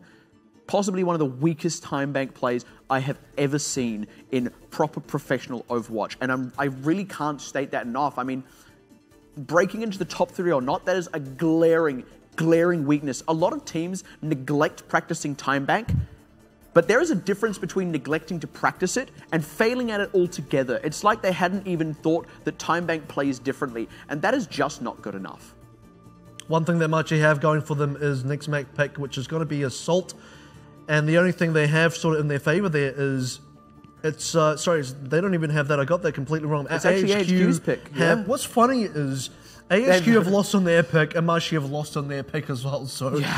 If that's the trend tonight, then maybe Machi get one back, but I kind of find that difficult to sort of accept, so... It would be a pretty rough way to win. It would be a super rough way to win. It wouldn't feel good. It wouldn't feel convincing if it just happens to be, you know, you trade maps back and forth, and because you won first, you won the last one. It's not a, you know, I mean, it's a win. You're happy to take it when you are trying to break into top 3, but it doesn't feel good. It doesn't actually bode well. And actually, you know, I was going to say for Machi, if it was their pick, maybe they go to Volsky. Maybe they go to something that AHQ has lost before, something that they're quite confident on when they beat Flash Wolves, but they're not even going to get that chance, not unless AHQ for some reason wants to give that opportunity to them, which is, I mean, frankly, I don't see them. I see them going Hanamura as well. I don't even see them going for Temple Anubis here. Don't take the risk. I see them going Hanamura entirely. I don't think AHQ's Sombra composition is refined enough for them to really take the risk here. No, maybe they'll do it anyway, but I'm not confident. I don't think if AHQ want a guaranteed one, like a sure thing, they need to be going on to the maps which they do feel like are going to be guaranteed wins, which for me is Hanamura. And I mean, everything we were saying in the first pick about Lijiang versus Nepal kind of doesn't apply here. I mean, you just want to secure the win. You don't want to dilly-dally with it. You don't want to go, all right, let's play something a bit more neutral. You just go, look, we'll take them to Hanamura. We know we're favored. And then come their map pick, we're feeling a little bit better. And if it does go to a game 5, it gets to be our pick. So you don't want to muck about with this one. Even if we get to a map 5, though, I just don't see how much you do it. If we're going to go to another escort and then another hybrid, and this sets the standard for hybrid. Given how poor King's Row was, I don't see much getting their way through. I mean, if based on how this is going to go, this will end at escort. AHQ should just clean up assault and then escort. There's a chance that maybe they don't get the assault because, look, maybe a weakness there. They drop one to AHQ, bit of a random loss. I might chalk that up to the fact that AHQ were experimenting there like Flash Wolves typically do against teams like Detonator. Maybe that's the case. We're going to have to find out, though, because map 3, the pick will come out very shortly, right after this break. Welcome back as we get ready for map 3 of AHQ versus Machi Esports, week 8 in the Overwatch Pacific Championship. So far, 2-0 in the favor. Sorry, 1-1. I'm so used to just seeing AHQ up in the lead. Winning, but you're right, 1-1, and it's been an interesting 1-1 because Control was pretty favored in Machi. I got to say they did not let that one go too much to AHQ. AHQ only got one stage on Lijiang altogether. Then AHQ brought it back on King's Row in the time bank in a spectacular finish as well. Yeah, and look, you got to give credit where credit's due. I mean, the defense from AHQ is always a good one. Sure, it got cracked by Machi the first time around, but not cracked at all on time bank. And it was just a good defense that didn't quite go answered. And on the flip side of that, it isn't a common team that is actually able to take AHQ to time bank. So you also kind of have to credit Machi again on that one. Look, I still feel like there are glaring mistakes. Arguably, I think there's mistakes on both sides, but there is no match for which that isn't quite true. The only thing that I think is relevant in that, though, is I touched on this at the top of the night. AHQ, being a team now set to make playoffs, wants to minimize how many mistakes they show because they don't want to show things that other teams are going to pounce on. And there were some things in that defense specifically of King's Row that other teams, notably Flash Wolves and Blank, will pounce on. Let's take a look at the map coming up now. It is AHQ's home pick, and it's going to be Temple of Anubis. We were sort of debating what the next map pick should Hanamura. be. We were saying Volskaya, no, probably not the one you want to go to. Hanamura has been the better of the remaining map pool for AHQ, but it's going to be Temple of Anubis instead. This is going to be the one where I feel like AHQ have had more recent practice on, so I'm sort of understanding their line of thought here. They've had a bit more time. If you look at their more recent picks and more recently where they've been playing on Assault, it has been Temple. And I also mentioned this back with Lijiang, is there is a good argument still for just taking a more middle ground map, something that every team is pretty comfortable picking no matter what the situation, rather than going to Hanamura, which is a bit more of your own strength, much like they didn't go to Nepal on Control Point, because you don't want to accidentally show weakness on what is normally a favored map for you. You want other teams to not want to pick it if you can so help it. You want it to be a pocket pick come playoffs time. So that was still the argument to pick Temple of Anubis, and I touched on it before the break. I still felt Hanamura would be the right choice in spite of that. But look, AHQ have clearly got a plan for this. Maybe they have fixed up their strong points. It would be the right choice if I believe AHQ felt like they were pressured enough to have to be forced to pick something that was so favored in. But this is a good test because as AHQ are about to head into playoffs, they need to be able to make sure that all these other maps are sort of up to scratch as well, because if someone else picks a Volskaya or a Temple of Anubis against them, look, everyone knows Hanamura is a good pick for So AHQ. you're not always going to get to go to it. Teams that are going to be on the home side against them are not necessarily going to pick Hanamura, which means AHQ got to be prepared for these other two as well. Yeah, they really do. And that is that's the other side of that one, right? Because you're not always just going to get to pick. You're not going to get, you don't make every single decision. You don't in playoffs, sorry. No, you want to AHQ, but no such luck. So, and we've touched on that with other teams, actually, in going to these other kind of maps. We talked a little bit about that more so yesterday when we were seeing things like Flash Wolves picking Eichenwald against the Japanese teams. And now, yeah, sure, they're still favored for those matches, but it's still showing that, look, hey, we can be strong on this one too. You can't pick Eichenwald against us and have a curveball thrown at us. And I think AHQ have kind of gone a middle ground between that. Going to the extreme end of that would have been picking Volskaya. Going to the other extreme end would have actually been picking Hanamura. So they've gone for that middle ground, and I do agree with it. And if they want to be able to run the Sombra, if they want to be able to make sure they have the variety of the horizontal length of their compositional strength really tested, this is a good place to be tested. It's not like on Volskaya where you're going to be running it on both sets of the defense. This is going to be where they're going to run it on the Cap 2, but they're going to run something else on Cap 1. And I said one of the things for AHQ that they need to have kind of perfected and mastered going to playoffs is their ability to be able to bring out something other than just triple tank, something other than just protect the Dizzy. They need more options. Yeah, and the Sombra on the first point is harder than the Sombra on the second point because of the difference in respawn distance, right? So, I mean, when you got it on the second point, AI spawning them in. When you've got it on the second point, because you have the respawn advantage, you often can still get out and get clutch EMPs if you did accidentally get picked at the top of a fight. You don't get that same luxury on the first point. So on Volskaya, yeah, if things go pear-shaped, they go really pear-shaped when you're running a Sombra, and AHQ don't really like that. They just want to take it easy and then maybe take more of a challenge. And they do actually come up against Hong Kong Attitude after this, so maybe that is where we'll see a Volskaya. But in any case, Temple now. Temple right now, Temple today. Call now to get Temple of Anubis. Only 3 easy payments of $99.99. That's pretty cheap. Actually, yeah, $300 holiday for an entire temple. Yeah, for the whole temple. Must sell today. I'm really desperate. Yeah, only one previous owner being Egypt. All right, let's take a look at this. Dizzy, nothing surprising here. It's going to be Dizzy onto the Soldier. Eddie Boss is going to be onto the Ana to start things off with before he goes onto the Sombra later on. Be interested to see if Kant's actually going to stick onto the Widow or not. We've seen a decent number of attacking teams go for this Widow play.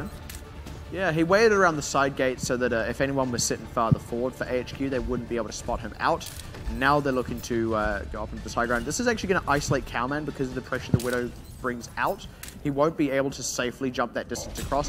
I think he's swapping. Yeah, he's swapping. They felt that this isn't the right comp to take a Widowmaker against, maybe. Cowman's hunting, though. No, yeah, he hasn't swapped. He didn't swap. He just didn't take the high ground early enough. He actually wasn't in position to contest Cowman, and Cowman picks up an easy kill. That was a really bizarre kind of double back by Kant. It was a really good duel from Cowman because he denied the health pack that he knew Kent was going to go for. Took it himself after eating the sort of poison mine, so there it is. This is now a really good cleanup. Cowman cleans up, rather, No-Nez as well. So, in a way, this almost looks like King's Row first cap again, where a couple of easy kills coming out from AHQ early on just sort of slows down Machi ever so. Yeah, that was actually convincingly. It was a really good way to be pulling out. Wow, Dizzy. Yeah. It was a really good way to have the Widowmaker pulled out as well. Like I said, it was going to separate Cowman off from his team, but they took too long, and they probably won't ever realize that either. They'll just go, oops, got killed, let's swap. Yeah, good defensive play coming from AHQ, and Dizzy's just sort of caught onto Kant's little antics here as well. He's been sort of his antics because he's been caught out by Kant so many times in this series, and now Dizzy's just got his number. This is very aggressive out of Machi, though. They need to be able to pick off Dizzy, but they can't because Cowman is busy slicing them up straight onto Kiyomi.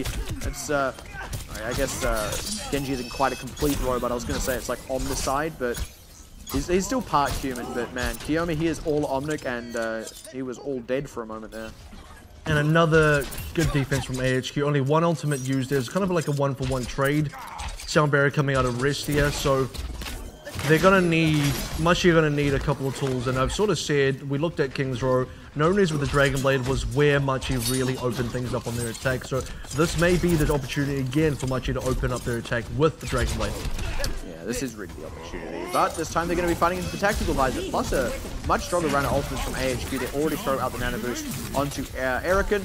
It's quite a common one we see now, actually, when you're trying to stop up an attacking side. Really stops that Dragon Blade from coming through. But this is another window for Machi. Forces out the sound barrier as they go in with the Transcendence and no the targets. Dragon Blade. Yeah, no real targets because everyone was kind of getting zoned out by that self-destruct. So he's found nothing. Lazy Titan picks out Kiyomi with a bump there into the wall. That was very, very nasty. Dizzy's going to win this 1v1. Gets the help from Cowman as well. So what a shocker. You can't even... if Lazy Titan's not going to be there, Cowman's going to be the one there to help instead. You see, just No-Nez tried to retreat up onto that ground. He's like, oh, this will be safe for a moment, but Dizzy was already there. Gets DCI one at the back end of it, and AHQ just had this point on absolute lockdown. And you see the sort of high ground control from Dizzy as well. This is why the man just does... He's just so formidable. He's the fortitude from Dizzy to be able to control these positions. He just knows he can win the duel against D.Va. He knows he's got backup from Cowman or Lazy Titan on the side as well. So even a Dragon Blade coming up from Machi, this time not enough to break through. No, unfortunately not. They will have the self-destruct, but it's really hard to use the self-destruct defensively against Cowman when you are trying to attack the point. So let's see how this one goes. Already losing DCR1. Yeah, very, very disastrous already. That was actually, I think that was No Talk committing a self-destruct there as well. That is pretty disastrous. Did you know we're already on 15 seconds? It doesn't feel like it, but there's a very quick 4 minutes and a potential first cap hold from AHQ. This is like AHQ versus Blank in round robin 1 all over again. I will say though, this is Machi's opportunity to really go for it. They have a good run at ultimates. Oh, never mind. How does Crappy get that one with the boot? Good focus fire to take him out. And Machi, despite having all the resources at their disposal, they really didn't execute on that fight. They just kind of threw in Nonez expecting he'd just get 4 kills, but AHQ expected it, they read it, they reacted to it. And like I said, this point is on lockdown, and AHQ are only going to have to cap a third. The tracking aim from Dizzy is just so sick. Such a fantastic soldier play. And you said this yourself on King's Row. If you're relying on the Dragon Blade to get you through, it's very binary. If it happens, it's great, but there's many a time where it will not happen. Yeah. And even in this meta, it's more often than not your Genji won't get the kills. Yeah. If you do get kills, it's going to be like 1 or 2 kills. So that's why seeing the multi-kill 3 and 4 on King's Row was a real treat. Yeah. It's something you don't get anymore. I mean, especially if that's your one tactic, to be honest. I mean, eventually it is going to get read and reacted to, even if it's working the first couple of times. And then on the flip side of that, I still don't feel Machi are really reading and reacting to how to deal with Dizzy. I mean, it's hard. What? I'm not gonna lie, it's really difficult, but it's still not happening. Whereas AHQ are now working out Machi, and they're reacting to how Nonez is trying to play. You said like one tactic. Well, the one tactic they had was can't win on the flank as a tracer, snipes him out, maybe on the Roadhog even. But even Dizzy is just sort of sharpened up on that end. And the prediction rocket, you saw how quick the Helix came out on Kant and just deleted him before he had a chance to even say hi. Yeah, like I said, they've read and reacted to Machi now, where Machi have kind of failed to do the same in return, and that kind of bodes well for HQ, because it means even though they picked up the loss on the first one, they're the one that's adapted throughout the series, and that is something that bodes well for playoffs, right? If you're the team that can adapt, you can do it faster, you can do it better, then hey, you're naturally well poised for any best of situation. And on the other side of that, I did say that Machi kind of failed to adapt during the game on King's Row. They do feel like a team that has to go away and practice and learn. I think teams need to be very wary of the sort of opening gambit play with the Widowmaker as well, because it does sometimes just end up being a massive time consumption. Like we saw there, it can't sort of enter there a little bit slowly. Again, it's very binary. Trying to find the picks, got nothing, got killed by Cowman, then went for the swap, but they lost like a good minute out of that, and that's a quarter of your attacking time gone. And before we knew it, look, 15 seconds left to go, and we hadn't even touched the point yet. Well, Lazy Titan is going to do it, and same as what happened with Kant, he is going to take his time, go out the side door, check everything first. Did actually just barely get spotted, I think, by No Talk as he was about to turn around. But he is still going to be able to get into this position. Nonez needs to do what Cowman did to... Oh, the deflect headshot, Dunzo, and I wouldn't be surprised to see Lazy Titan swap. I don't know, like Lazy Titan, I think, is also the kind of player where he's quite adamant. He wants to make this one work, and it was a good play out of Nonez, but not enough of a play that I feel like Lazy Titan will go, no, never again.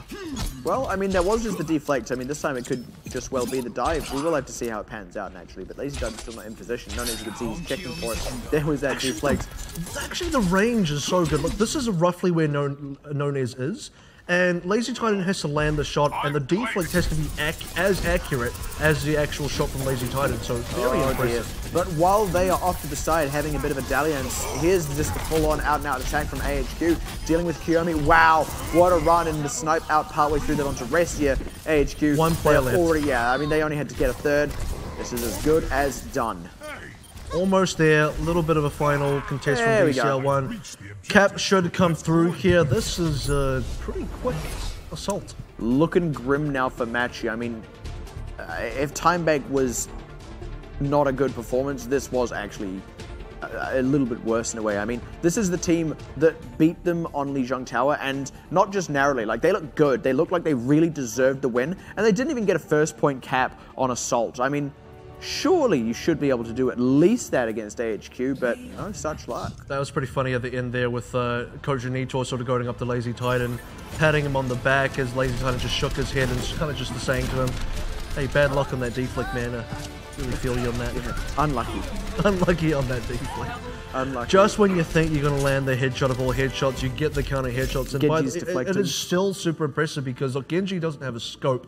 You have to get the deflect. You have to be able to aim the deflect directly back on the Widowmaker's head. And that's while she's doing aerials generally as well. So she's a moving target, tiny hitbox. It is really impressive. It's phenomenal. I want to see a POV of that because it's I'd something love else. to. That is quite an impressive play. If you get nothing, look, you might have gone first held on assault, but sick deflect, dude. Sick deflect. The thing is, right, we don't see it a lot, but we do actually see it more than once. I mean, we saw the same thing just yesterday, in fact, with a Genji deflecting and headshotting a Widowmaker. In any case, though, AHQ, man, another win and looking even better than the last now. It kind of makes you go, well, sure, this is going to be Machi's pick now. I'll tell you what it makes me go. It kind of really confirms. It kind of really confirms for me AHQ's. Okay, right. That's what I'm getting. All right, you thought I was going to say something a little bit. It kind of confirms AHQ's. No, not today. Maybe map 4. It confirms AHQ's position in that top 3. They definitely deserve to be there, and it kind of. At the top of this, we're kind of saying, look, this is now the position where if AHQ do not look good against Machi, how are they going to sort of bode within the top 3? And so, like, are there going to be weaknesses that are going to be revealed against AHQ? I think those have been revealed, and that is control. Yeah. But aside from that, look, assault solid. Well, hybrid, and there were, actually, I feel there were some on hybrid as well. There were places where I feel AHQ kind of gave Machi a window. And look, Machi are a team that are going to take a window if you give it to them, as are the teams you're going to be coming up against in playoffs. You know, sure, if it was maybe against like Sunset or a Detonator, like they might just not capitalize on that thing that you give to them. But this is not that situation. And if AHQ are a team that's doing that, that is still a problem in itself. A very fixable one, I will grant you. Probably more fixable than what was going wrong on Control, but it is an issue. The real issue is Detonator, by the way, won that map. Yeah, it did. Against AHQ. Wasn't it on Volskaya? Was it? Oh, no, you're right. It was on Volskaya. No, you're totally right. But they won. But they won Assault. Yeah. Against AHQ, and so that's... To be fair, AHQ haven't actually dropped Assault since then. Yeah, I think that really shook them up a bit. And they said, if the next time we do Assault, it's going to be a full 1 They scrimmed nothing but Assault for like a week. And I think one of the other questions was, you know, like, were they going to go to Hanamura because they felt they were in danger? Was Temple and Anubis safe enough for them? I got to say, that looked pretty safe. Yeah, they really, I mean, if we talk about... If I was going to give them my money, I'd feel safe about it because that was well protected. The bank of AHQ. But I mean, it actually does sound like it could be a bank, AHQ bank. In any case, you know, but going back to this context of showing weakness in potential places and trying to minimize how likely you are to show weakness, we said that Temple of Anubis compared to Hanamura was a map that is more likely to be devastating, I suppose, if you do show a kind of weakness because pretty much everyone is comfortable going to it, right? And they absolutely didn't at all. Where they did on Lijiang and a little bit on King's Row, they really didn't on Temple of Anubis. They looked tight, they looked clean, they looked well down pat. And on the flip side of that, Machi had some really glaring holes. I mean, this is now just a map you can take Machi to and go, yeah, I feel like we could take this. I don't know if it's safe enough to say that it was necessarily Machi rather than AHQ just playing extremely well on their side. Fair. I don't know if other teams can look at that and say, oh, Machi just can't play Temple of Anubis. So I think Machi is still a team. By the way, Machi beat Blank on Temple of Anubis. They certainly can't play it against AHQ. That's what we've learned. Yeah, that's true. And they couldn't. Like, they just couldn't break AHQ's defense. They Blank and Machi double capped each other very quickly on Temple of Anubis. Yeah, they did. What do we go to, like, triple time back? That was a story from another day, though. Machi, they get their second pick of the evening as we head into map number 4. Dorado is going to be that map, which is basically now, I would say, probably the most popular escort. It was Gibraltar for a while. Yeah. Now it's kind of on, now it's on Dorado, so... Yeah, cool. Yeah, I think Machi trying to avoid Gibraltar after that infamous series against Hong Kong. They've gotten better on that since then. They have. I would have preferred Gibraltar, and the reason I would have preferred Gibraltar is it would have forced teams to have played dive, and that's where Machi are a little bit more favoured. I don't see this as being a favoured map for Machi due to the fact that Dorado opens up the triple tank again on specifically Cap 1 and then Cap 3. Look, Streets phase, you're probably going to have to play dive, but the other two caps of the map are pretty favored for AHQ. So, whereas Gibraltar, I feel overall you want to play more dive. I think the one thing this does give you, though, compared to some other escort maps, is it does give a few more opportunities for Kant to try and flank Dizzy if that's what's going to be their plan to deal with Dizzy. Even so, we already saw that starting to fail on King's Row, and then a little bit on Temple of Anubis as well. So even that, Dizzy shut down Kant multiple times. Exactly. Even that still might not be enough. But I suppose I can see it from that side of the argument. And look, maybe these guys are just going to play 5 maps of expected picks, of safe picks, of things that everyone picks. 5 maps. I don't. Oh, we'll see if we can get. Or maybe they're only going to play 4. If we can get to 5 maps, I'd be very impressed with Machi taking out a win on Dorados. And again, their picks, so maybe something that they're very confident about on Dorado. They had the choice. They could have gone to Gibraltar. They decided it was going to be Dorado. I don't want to count Machi out. I think they are capable of getting this done. They have a strong dive. They have a good Genji in the form of Nonez. They have Kant, who's been a real performer. Even if Machi do not win tonight, Kant's performance overall, despite the couple of hard times he's had against Dizzy, specifically on Temple and maybe even Kings, look, on Lijiang, he basically won it for them. The only unfortunate thing, though, I mean, when we go back and recontextualize this in terms of breaking into that top 3, if they do take away the loss tonight, then you go, well, looks like they can't do it against AHQ. You've got to beat Blank and Flash Wolves. And I mean... And AHQ again. Yeah, it's one thing to have to win 2 games against the top 3 teams. It's another thing to have to win specifically 2 games against 2 specific teams. That's a much more daunting task. You have to be able, if you lose this against AHQ now, you have to beat Blank twice in a row, and then also play AHQ again, and then also win against Flash Wolves. So it does become very, very difficult. Yeah, puts the crunch on. Even so, that actually wouldn't mean they're completely out of the running for top 3, but they will have to win Dorado. Let's see how that goes. Already Dizzy trying to swing out this one on the Widowmaker. Doesn't quite catch Kant.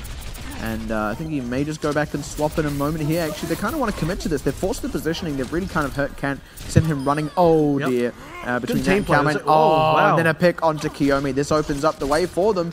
Good dive now onto Dizzy, and they do take him out. Good job by Nonez, but they've kind of let the payload go a good way already. And now Nonez is just kind of stuck behind enemy lines. Yeah, they really have. And the thing that Machi have lost now is their ability to hold those initial rooftops. So they're going to have to push this one all the way back into the archway. In fact, they might even not... Wow, what a hook. Boom. How did he get the angle on that one? Yeah, good quick retreat by Kant, but that is the blink already gone, the recall rather. And No Talk getting pressured out. Machi are actually struggling to find their feet. Again, AHQ are just kind of getting all the positioning they want. It's not that Machi are necessarily giving it up to them, but they're certainly not taking it themselves. They're not really contesting it maybe as convincingly as they could be.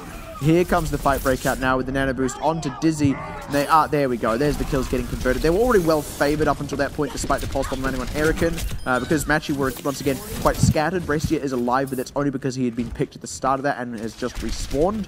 So AHQ looking well set to cap. This is interesting for Machi as well, because they're running triple DPS, and usually Kiyomi would be this soldier play in the triple DPS. It's Brescia this time. I want to be able to say that's because Kiyomi, they want him to be on the Ana. He's the solid Ana player of the team. But this lineup is, if we're gonna look at the current pace of the game, well, AHQ are in full control, and Machi are trying to find out what they're meant to be doing. Yeah, I mean, Brescia, it's unsurprising when you don't have as much impact as Dizzy, sure, but he's having less impact than I would say Kiyomi or Nonez would if they were on the soldier. It also makes changing off really difficult now, because No Talk is sitting on an ultimate. No Talk would have to change onto a tank. Brescia would have to get onto a Lucio. Does make it very interesting. Shut down DCL1. Wow. Lazy Titan surprisingly doesn't get a kill. One of the few times he doesn't get a kill on self-destruct. But what it does is he forces Machi's positioning. Now they're looking to take advantage of that. Look at how well he's just getting on Brescia. Good hook onto Kiyomi as they were in an awkward retreating spot. And a closeout on Kant as well, actually. That was a little unfortunate. Nonez, don't just stand there and deflect, man. Back away. AHQ making all the space for themselves. And like I said, Machi, they feel like at no point check the flank, check the flank. Yeah. Good collapse from AHQ. This is the Dizzy special. Dizzy says, I want all the high ground. Yours, mine, your neighbors, everyone's. Your neighbor's high ground. He wants the high ground in Castillo as well. That's the neighbor here. Anyway, that is now the opening. Nano Visor out. And it's getting completely shut down. Yeah, Nano Duel, and it's getting completely shut down by Lazy Nano Titan. Duel sounds like a very small duel, like a miniature duel. It's just it's two like tiny little soldiers, like Pico soldiers. Oh boy. In any case, AHQ, once again, all the kills coming up their way. Some funky sleeps did actually come out. There was another one on Cowman earlier, but it doesn't really matter. I mean, once again, AHQ are the ones converting the kills. Machi have forced out now this Transcendence here, trying to give themselves more time. They really want to dig their heels and try and fight this, but they're staggering on to the point anyway. They weren't doing that in a concerted effort. It didn't really buy them much, even in the ways of time. Can I just say that Cowman has been on point with these hooks, just left, right, center, high ground, low ground, sideways and upside down. He's getting all of them, and Machi are not able to dodge these ones out. Showing Yoshiharu how fishing is done. The real fisherman. He's like Australian Oprah Winfrey, you know, you get a hook, you get a hook, everybody gets a hook. and while that's all happening, Dizzy's busy taking your high ground. You just can't catch a break against AHQ. No, well, you can't, because Carmen will hook you off your high ground and Dizzy will then take your place on it there. They're like conquerors. I mean, they're just taking the ground off you. Absolutely, AHQ, and then they can't really stop you. Then they salt the earth where you stand. They salt? What does that do to so that nothing will grow. That's what you do, like, if you conquer someone and you want to make sure that, like, you don't just beat them, you absolutely destroy them. You salt the earth and then things don't grow. That's what the Mongols did when they sacked Baghdad. They salted the earth so that nothing would grow. Single-handedly ended the Islamic Golden Age. That is very devastating, much like so far AHQ's attack against Machi. Exactly. At least Machi have a bunch of vaults, which is going to be good. They're going to be able to do something here. Kent has had some miracle pulse bombs, and he's going to need a few more. He could have actually used one there. That's unfortunately going to miss. Oh, okay. He does actually got saved by who was it? Yeah. But they've already committed half of their ultimates. Oh wow, Lazy Titans. How many times? Standard. Yeah. To be expected. So is that. There we go. Yeah. So basically, AHQ just being AHQ, they only used 2 ultimates in that. Machi used 3. Only just getting DCR 1s up now. Oh dear. Oh dear. Oh. You can't even go back to spawn. No.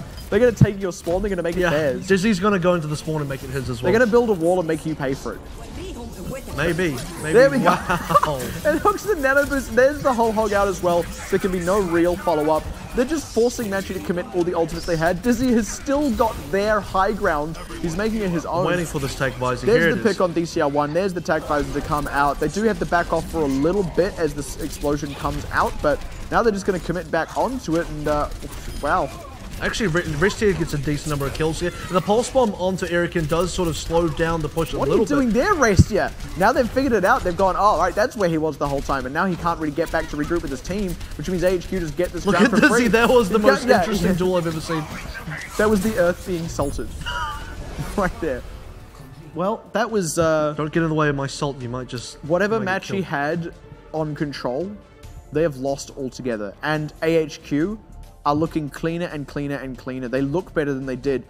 Not just... Yeah, exactly. Not just on Lijiang Tower, but also on King's Road. This is an AHQ I feel could beat Flash Wolves. This is just the kind of AHQ I want to see. I want to sort of be able to compliment AHQ here because... They're so nice. They've earned it. Well, they're kind of cool as well. You know, I sort of had a real good chance to get to know these guys now over the course of the 8 weeks. They put out a decent amount of... How cool. Like, you compliment them like, oh, hey, Eddie Boss, I like your hair. And he's like, whatever. Like, is he that kind of cool? Now, what is it as, hey, Eddie Boss, I like your hair. And he's like, what? I'm Cowman. Yeah, that's how it happens. That's actually how it happens. You can't even compliment the right guy. Yeah. They're really, even though they will salt the ground in your garden, they're really cool guys. Oh, my God. All right, well, it does seem like there has been a pause in the game so far. Maybe a little bit of time. It's good. It gives Machi a bit of time to sort of just think about things a little bit. It's sort of gives us a little bit of a chance to consider for Machi as well what's going to happen here. And I have to get it through and take it a time back. Let's consider what Machi had there, which was triple DPS, Restia on the Soldier.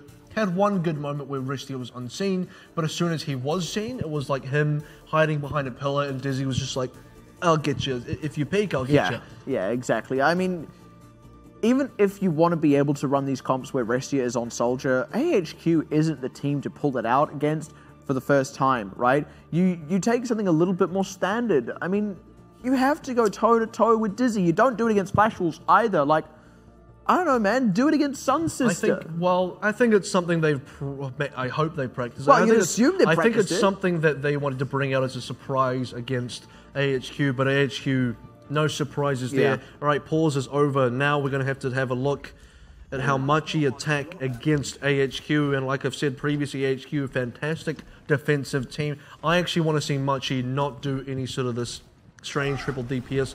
Just go for the 2-2-2 that you're very good at. Machi are like a junior Flash Wolves. They play the 2-2-2. They're good at the 2-2-2. Just do what you've practiced well. However you won control, you got to bring that magic back into this again. Yeah, this is your map pick, you know? Stick to your guns. Speaking of guns. This is a party. Yeah, it's a gun party. Shooting in every direction. Welcome to the gun show. I kind of want that to be a line for Reinhardt, given that he doesn't have a gun. Oh. I didn't even know you could do that. I don't even know how you do that. They just have really high sensitivity. All right. Or a huge mouse pad. That's actually a very good comp to something. So Erican might get caught out. If Erican gets caught out, this defense shatters. Unfortunately, the divers here for AHQ are going unanswered now. Sorry, rather, for what I meant to say. Machi's divers got answered, and AHQ, Erican being too deep, did get answered. That was a there we go. Reasonable damage control out of AHQ. They're noticing, okay, well, we can't lose Erican. Losing Erican would be a very bad start to this defense. So saving him with the bubble. Now it's a bit of a retreat for AHQ. They lose the forward positioning. Yeah, they hold out at the very back. Dizzy has no high ground, which is very sad times for him. I mean, they got no salt left. What's going to happen is Dizzy's going to Here we go. Dizzy's going to go to the spawn and just take the roofs. It's actually Kiyomi, not Kant, now running this tracer. This is how they're operating this triple DPS. That's the nano boost out onto Dizzy. He's trying to go aggressive with that, but Machi, to the credit, peeling back very nicely. They did actually pick up a kill onto Cowman there as well, so he's only just looking set to come Easy back. Easy pickings. You see the headshots coming through for Dizzy, and the guy just doesn't even need to take visor to make full use of his gun. Still though, not quite over. Kant going down pretty early. Haven't seen much of Kant on the Genji before, so that's kind of new for me.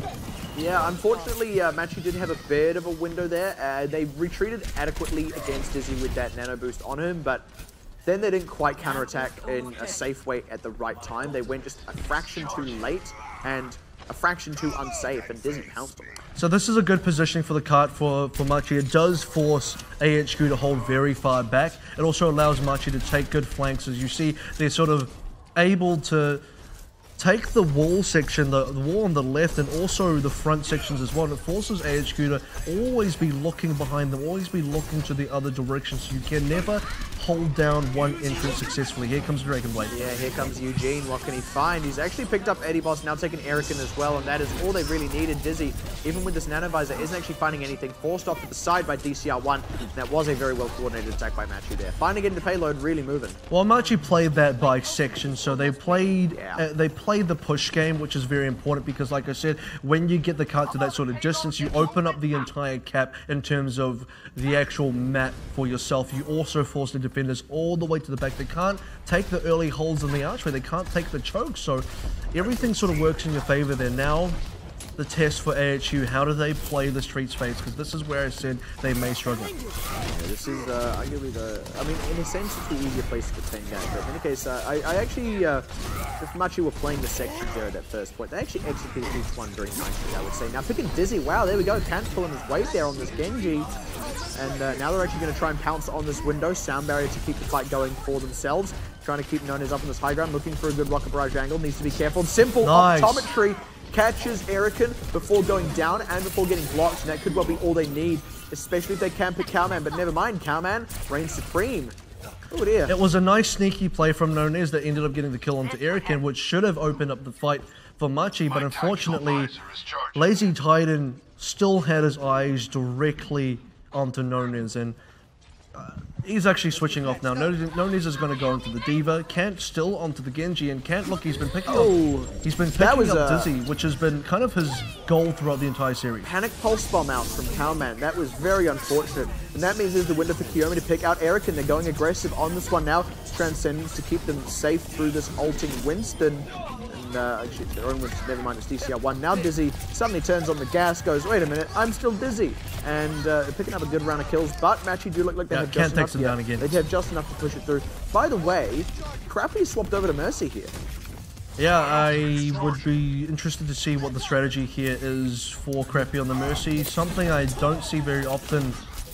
Praise Dizzy when he dies. I'm not too sure what Crappy's going for here, I'll be honest. There's not going for, there's no Widow play, there's no Pharah play. Just give Dizzy more damage, why not? Yeah. Just give it to him. Just give him a nano boost and also give him the damage boost from Mercy, and suddenly it's just crazy. I do actually kind of like this because they've got good kind of tanks to defend Crappy from especially Kant.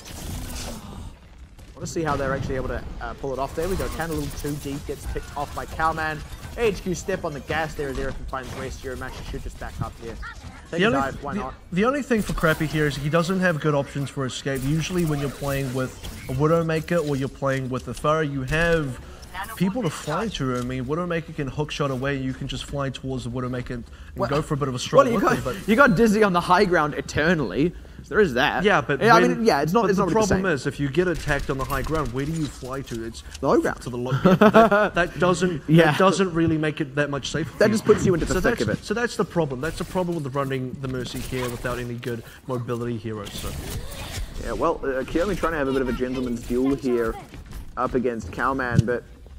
Oh man, Machi just really struggling to find a window now that they have been stopped up a bit here. Gentleman's Duel would be a good way to describe the series because Kant and Dizzy have had a sort of back and forth throughout the entire series where one of them gets the other hand, then the other one, then one, then the other one. Here, this is now going to be... This is the kind of play that we wanted to see here. Tactical Visor with the Mercy boost as well. Ooh. Maybe a nano boost. How much damage is this going to be? They're trying to block 0 if it goes into Matrix, by the way. Yeah, exactly. That's good. Known as he's reading the situation a bit. He's blocking it up. They've actually picked Eddie Boss. It seems no nano boost on top of that. Lazy Titan getting taken out there. Very nice by them. But the opening is there anyway for Dizzy. He does not actually have the damage boost on him.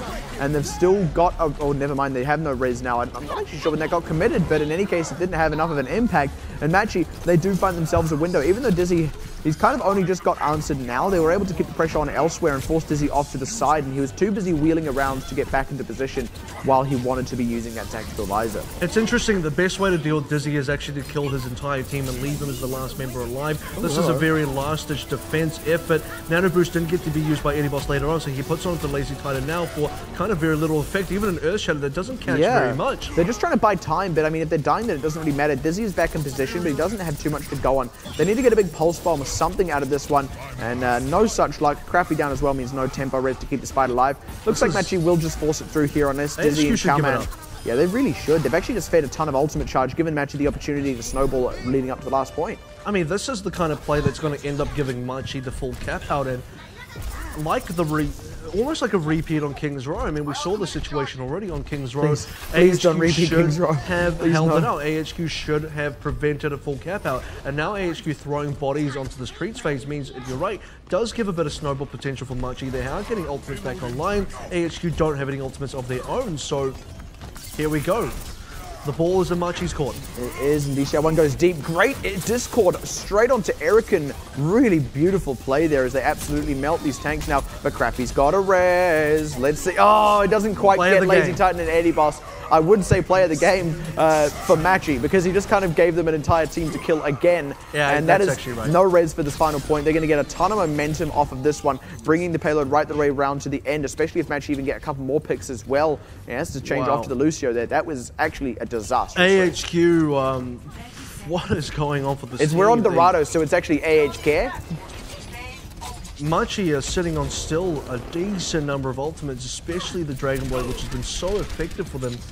And Dizzy has no ground here. He has no good positioning. He's not going to be able to get any good positioning now that he's stuck in spawn. He's not really finding much. I mean, where does Dizzy even go? That's a very early sound barrier, though, out of Rescue. He's going to try to go around the back side with that boost running as well.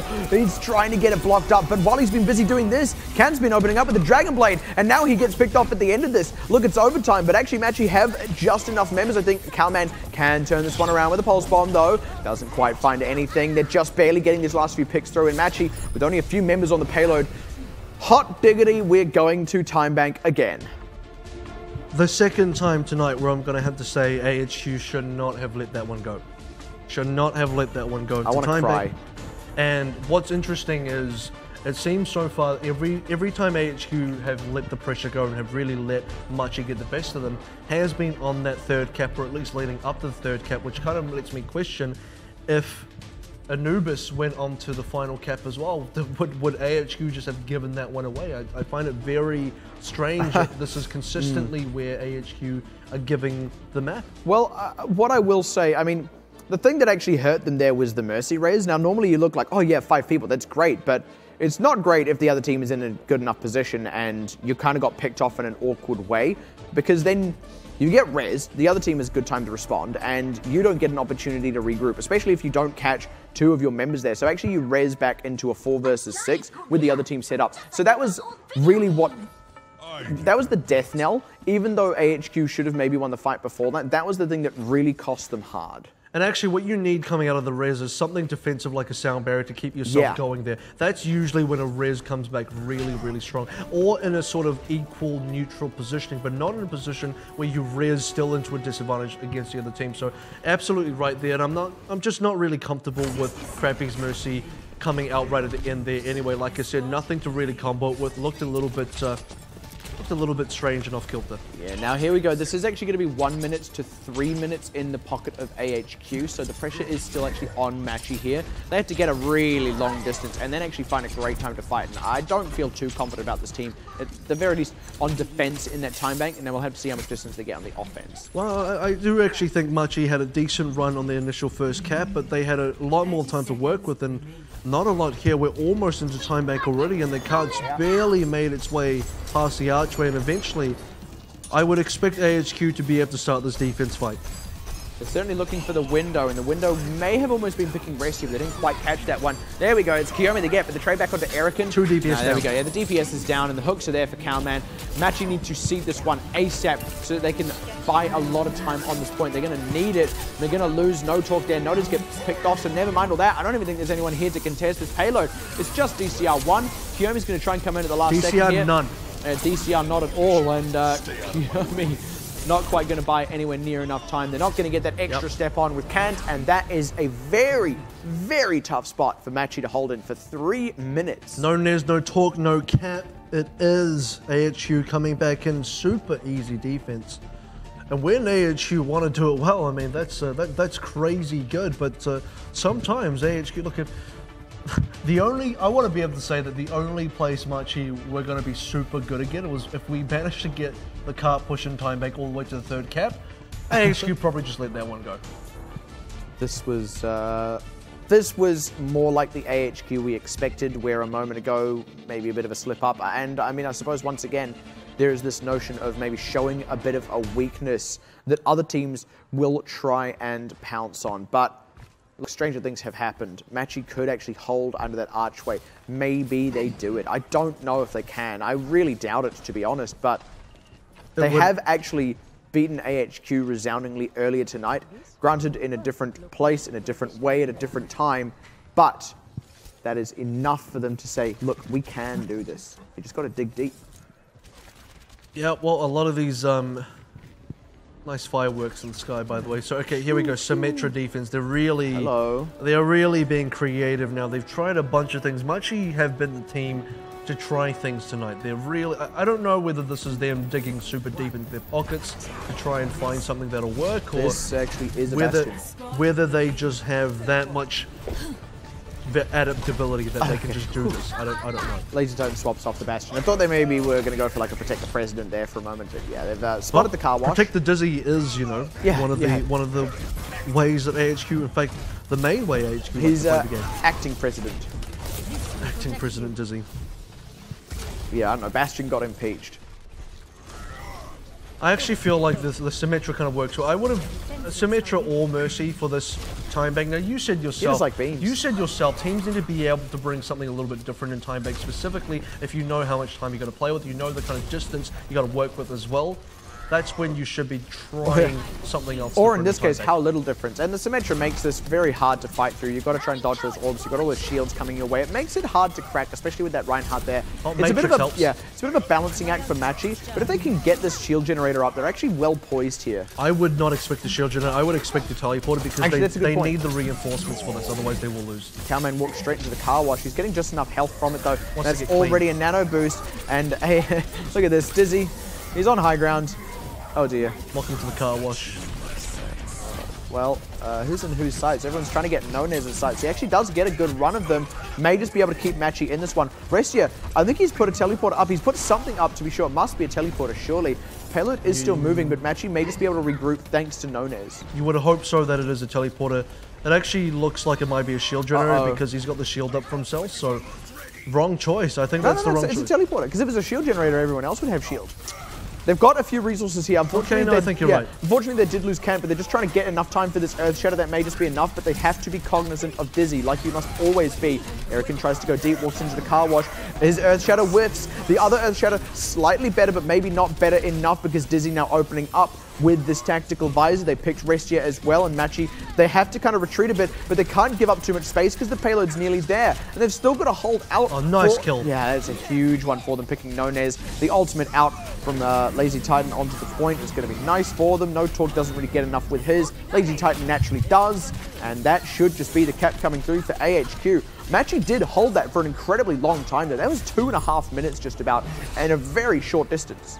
A good stall out, a very good stall out, but I feel like the control was still definitely in AHQ's hands. They had at no point there did it look like AHQ were forced off. It looked like AHQ could not contest the cart. They had to regroup back at spawn. That just didn't happen. It was AHQ consistently pushing the cart the entire way through, and it was like, how long and how much time do you have to stall that out before eventually AHQ get it to the end?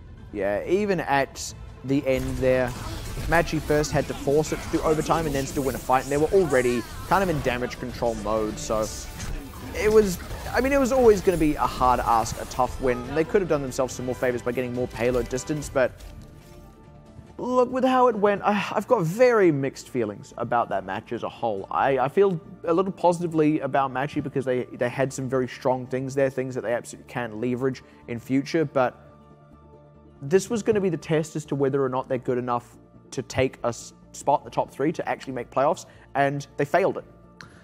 And you have to be able to beat teams like AHQ to get there, because if you're not beating them now, you're not beating them in the playoffs. I mean, this isn't the final exam. Like, they've still got an opportunity to sort of scrape past a passing grade, but I mean, certainly that is a low, low mark that is going to weigh down their GPA. The problem is even the passing grade now is really hard. You have to win all 4 of the next top 3 matches that you have, including a blank back-to-back. You got to beat them back-to-back. Yeah. So, and I think at least for one of those you were away. So one of them blank will be home and one of them you'll be home, and it just doesn't make it any easier for Machi. This win tonight for Machi would have been very solid for 2 reasons. One, showing that they can be able to take a win, and B, actually getting a point on the scoreboard to help them catch up against Blank. But now without this win, I think Blank more or less pretty much guaranteed now.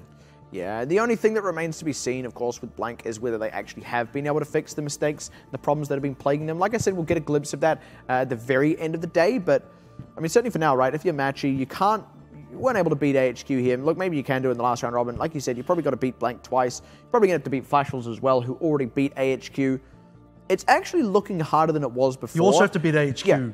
Yeah, really you do. So it's looking harder than it was before, and before it was actually looking arguably the most promising it has ever looked. So how much digger do you have to deep how much digger do you have to deep? What the hell? How much deeper do you have to dig, is what I'm trying to say, if you're Machi, to actually pull out these wins, to actually make playoffs, and is it even possible? They have a bit of time left, but unfortunately not enough time. I think this now, it does in fact conclude the 3rd round robin for Machi, sitting at 11 and 9, 20. No, it doesn't. They have one more left to go. Yeah. They do. They've only got 20. They need one more game. They've one more against, if I'm not mistaken, Hong Kong Attitude. Or maybe I might am have to mistaken. double check that one. Not too sure who exactly it is against, but they do have one left to go. So do AHQ and so do Flash Wolves, which are the 2 matches still coming up after that. So a lot of teams sitting on 20. Blank are actually sitting on 18, so they got 2 more to go over the course of tonight and also tomorrow as well. 3 more left to go before they finish up the 3rd round robin. So it does all end on this weekend on Tuesday evening. Yeah. Before we start up the final round robin of the groups. Yeah, you know what would really suck right now for Machi is if AHQ go on to play Hong Kong Attitude here and then Hong Kong Attitude win. You would feel absolutely terrible. At the same time, I'd feel pretty good for Hong Kong Attitude. So True. that's kind of how the tournament's shaping up at the moment. And the top 3 teams are going to finish here are going to be able to make it through to the playoffs, which happen in weeks 12 and 13 respectively. As 11 weeks worth of round robin, man. It's been quite 4 the whole journey. round robins. It's been quite a long time. Yeah. 4 round robins to be able to decide who the top 3 teams are. I'd say coming into the end of the 3rd round robin, we're basically there. I think the only question left to answer was if Machi were going to break through there. It is basically answered now. Not a completely answered question. Machi are not out of it just yet, but the mountain to climb is looking pretty insurmountable. Yeah, the evidence is stacking up. It doesn't look like they can do it, and this is probably the one team that has shaken up the standings the most, all things considered, and I remind you, in that 2nd round robin, when they were shaking up the standings, it wasn't because they were suddenly just beating a bunch of those middle-of-the-pack teams. They beat Flash Wolves, they beat, I believe, AHQ as well, and looked really good. Then did lose them. No, they beat Flash Wolves and Hong Kong Attitude. Actually, you're quite right, yeah, but still that win against Flash Wolves. But I would now say Flash Wolves are looking the strongest of all of these teams. So Flash Wolves have recovered from that. Machi, they have still made leaps and bounds, sure, but I don't think they could beat Flash Wolves again. Not at this rate. Well, they didn't this round robin, and Flash Wolves specifically did prepare for them. I think it does say good things that, look, Machi are a team that are taking maps off of AHQ and in a comfortable fashion. It's not like Detonator putting one out where it almost looked a bit... It was very fortunate for Detonator. It looked like AHQ were in a bit of a space where that was a week where they were kind of underperforming. This is now Machi taking out Lijiang, and it was a well-deserved victory because they did just simply play much better than AHQ. And AHQ very much struggled there. So for AHQ, where they have to sort of shape up on is going into their own playoffs coming up in week 12. Control is a weakness. It is, and it's a weakness that you're not going to be able to avoid either. I mean, if for no other reason than Control is a very comfortable game mode for everyone. And like I said, Lijiang is a map that everyone is comfortable on as well. So, look, if Machi can do it against you, then probably Flash Wolves and Blank can as well if you're AHQ. I mean, that loss really speaks volumes. And I believe actually Detonator Gold, when they played against AHQ, they didn't win the Control, but they did really give them the run for their money. They certainly took a map or 2 off them, and it was on Lijiang as well. Yep, they have certainly done that, and Detonator got another game in match 4, but let's take a look at what we've got to look forward to very soon. Straight after this, match number 2 is Hong Kong Attitude versus AHQ, so we're going to see AHQ again. You did speak to that a little bit. What if Hong Kong Attitude actually can win that one? That'll be interesting. And Hong Kong Attitude got a back-to-back, and they got Flash Wolves in match 3 as well, which will be very difficult. So a hard night for Hong Kong Attitude, I got to say, and then Blank, for the first time in a week since we've seen them, coming in against Detonator Gold, and we've had some questions about that as well. What do Blank look like now? Yeah, hard night for Hong Kong Attitude, but they will have been able to watch Machi now. See, first of all, how they played Control, and Hong Kong Attitude, they are the home side. They get the Control map pick. Can also see what Machi did wrong elsewhere and maybe learn from that. Look, it's still going to be a tough ask, but they have at least got a little bit going for them in that regard, just in terms of recent and relevant evidence. I think Hong Kong Attitude have been struggling a lot more than Machi. Where Machi have looked comfortable, absolutely. Hong Kong Attitude, I'm not too sure just yet. And I think Hong Kong Attitude have a few more mistakes, a few more issues for them to sort out still. This will be, no doubt, still a good test. Player of the game in that matchup, though, was Cowman on the Roadhog. And, well, you know, if Dorado was anything to go by, yeah, I absolutely agree with that. His hooks were insane. Absolutely fantastic. Like I said, really showed Yoshiharu how to hook him, you know. By the way, Yoshiharu, one of the Japanese players, is a fisherman. That's where that's coming from. Yeah. I mean, it wasn't just the Not accuracy. talking about punching someone in the face. It wasn't just the accuracy, it was also the target selection. Like, it's one thing to constantly hook a diva who just retreats and nothing comes of it, and I don't know, you charge your ultimate a bit, but she charges her ultimate a bit, and It's another thing entirely to constantly be hooking Tracers, constantly be hooking Genjis, constantly be hooking soldiers and healers. Getting past that front line is really, really important on Roadhog. I know that sounds really obvious to say, but that's why it was good play. It wasn't just landing a bunch of hooks, it was landing them on the right targets all the time. Yeah, consistency is real key here, because you can be that Roadhogger that gets it every now and then, but you got to be the one that gets it all the time. And we're going to have a few thoughts out from Cowman. He's going to get a translation for this as well. 好，掌声欢迎一下。好，那我今天问的第一个问题是，我们在玩地图光大道进攻加赛的时候，然后是用女坦的引力弹隔墙吸，那你玩的时候是怎么办到的？哦，那时候因为现在的那个 Diva 立场很烦，就是很容易把女坦的大吸掉。对，所以那时候我就是躲起来，然后叫队友帮我看。He wanted to hide from the Diva to get his Graviton Surge 那 guaranteed. 个位置是你自己找的，还是在团练的时候 How did you find that spot in the bookshop? 只要有墙壁就可以。有墙壁就可以，对不对？好，那我们第二个问题啊，是在玩地图found the spot 的时候，那面对第一段就是过转角用1-3-2阵容的时候啊，那压车防守的突破重点在哪里？主要是给星星压力吧，因为他们那种通常血量是补不回来的。对，那他们有些刺客有些 fail， 所以 we focus on the enemy team's Winston. 就靠进去 Take him down first. 好，那最后一个问题啊，是在我们刚刚玩那个第3个就是神庙的时候，那防守的时候啊，你是出演示嘛？有针对到 Ken 的夺命女，那你如何防守队友的星星还有 Diva 来反噬你呢？因为我 So how do you deal with the Widowmaker? 等 as well as 他 the 们 tanks. 坦克准备要上3楼的时候，我才会偷偷的摸过去。So he says I wait for the tanks to walk 他自己 past, 没有注意到。 and then I go for the Widowmaker 好 after. 哦，好，那谢谢我们的 Cowman， 掌声谢谢一下，谢谢。 It's 那我们再次 gonna be 恭喜 AHQ Cowman 赢得 from 这场胜利 AHQ. 那下一场比赛呢，就 Congratulations 是 to AHQ again once more for winning. A couple of really interesting thoughts into that one. We might get into another further couch interview maybe if that comes up, but it is some good thoughts from him. Yeah, and I think AHQ, one thing they've always been very good at as a team, and this has shown throughout the entire tournament. We talked about this being a factor, right, in very long tournaments. They're very honest with themselves. All right, we're going to check out now Machi, the losing team. Do they have any thoughts here? We've Coach Cassis on the right, Restia in the middle, and DCL1 on the left. 我是 Restia， 我是 M17 的 Decron。对，我想问教练一个问题，教练你要不要自我介绍一下？因为我知道你叫 Jerry 嘛，可是好像你有另外一个 ID。游戏里的 ID 是 Cassis。Cassis。那我想问一下教练一个问题，就是今天其实你们在打第一张地图漓江天塔打得非常的不错，而且对上长队 HQ， 其实你们在这几张我没记错的话，漓江天塔的话，你们应该都会选择刺客阵。可是你们第2张地图是国王大道，你们选的，而且你们选择是用3个标准跟对方打。那打到延长赛，那特别是延长赛那一波，我们都知道是 Ken 在2楼的一个埋伏，他非常出色，因为让 Lay Titan 的一个 Diva 进场之后，他勾掉对方的一个 DZ6对5，然后对方空大，蓝鹰地裂级空掉，你们手中握有一个地裂级，而且有蓝露珠正面的一个优势。然后再加上人数上面的优势，可是最后是打输了，到底发生什么事情 ？So you performed pretty good, but you still lost in Kings Row. 哦，那波我比较清楚啊。那波我们首先勾掉76的时候，我们营运面上面是有优势的嘛。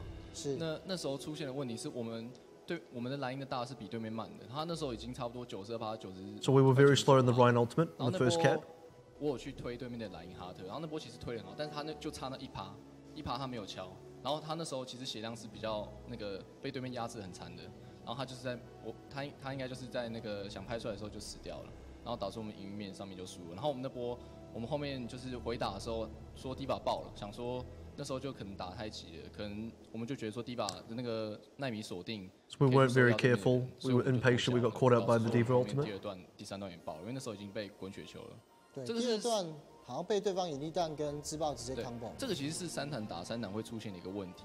当对面的那个大招轮转比你好的时候，你在3坦是很难打回来的。So in triple tank, this is a bit of a problem, is overcoming the ultimates and some of the ultimate combos can snowball quite quickly. 我觉得是有机会可以获胜的。当然，第2个问题就是想要问一下，就是 Kent 其实在这2周看起来，他的一个角色值不断在扩张，包含他使用闪光，包含源氏最近2周也是端出来用蓝露珠 Diva， 然后甚至夺命女，对他来讲会不会这样的一个扩张对他来讲是有点压力的？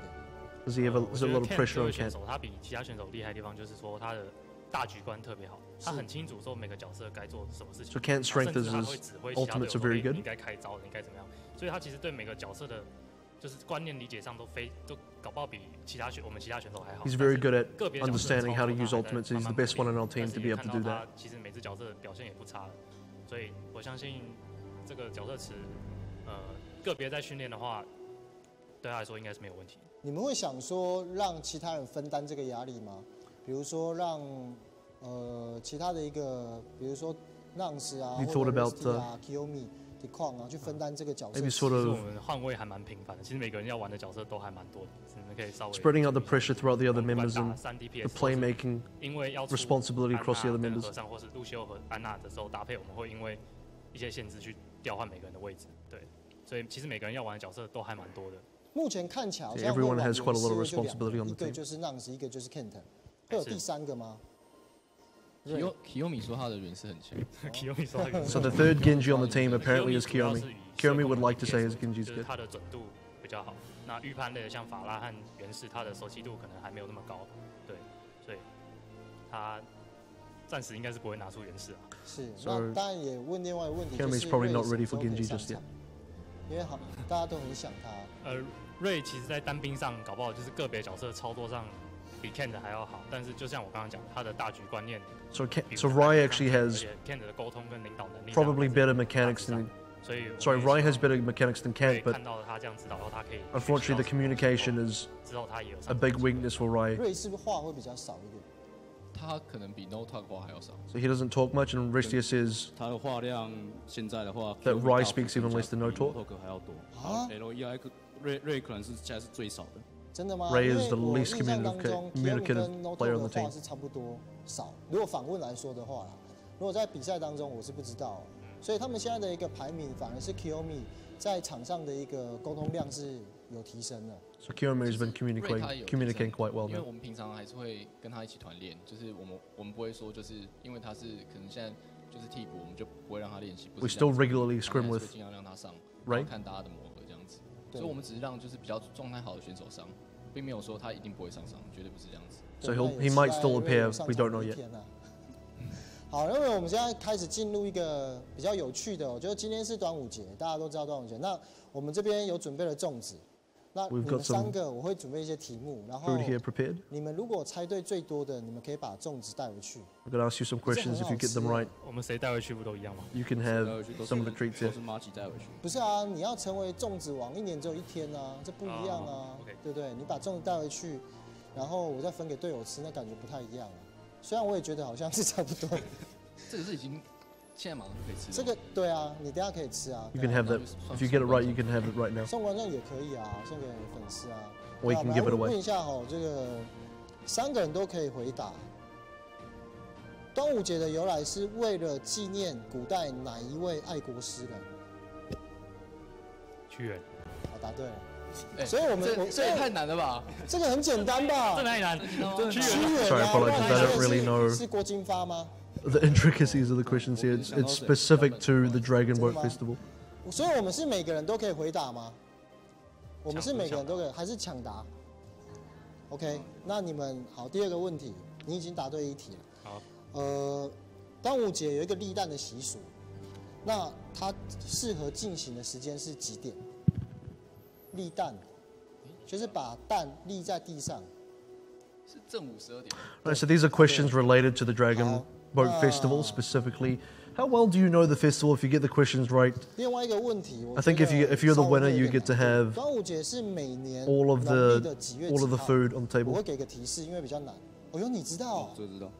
它是初五。对，那但是几初五？我不知道。几月？几月？5月啊，是5月啊，初五的5月的初五是吗？哇，对 ，Restia 答对2题了。李矿，加油！我不太知道节气。访问话也比较少，现在抢答。So Restia's got 2 questions correct, and 然后我们来问一下 the others don't really know. 哪一项不是端午节的习俗？我们给他打嘛，就是提示一下。A. 赛龙舟 B. 佩戴香包A 赛龙舟 B 是带香包 C 是登高赏菊，哪一个不是端午节应该要做的事情 ？C. Epic B. 对，答对了。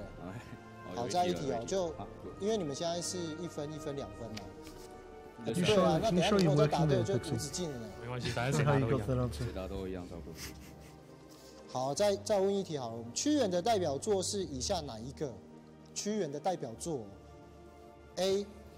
烧肉粽 B. 长恨歌 C. 左传 Alright, like this time I'm going for C. D. 离 I 骚。 want some of that sticky rice. 你真的知道？离骚。哎呦。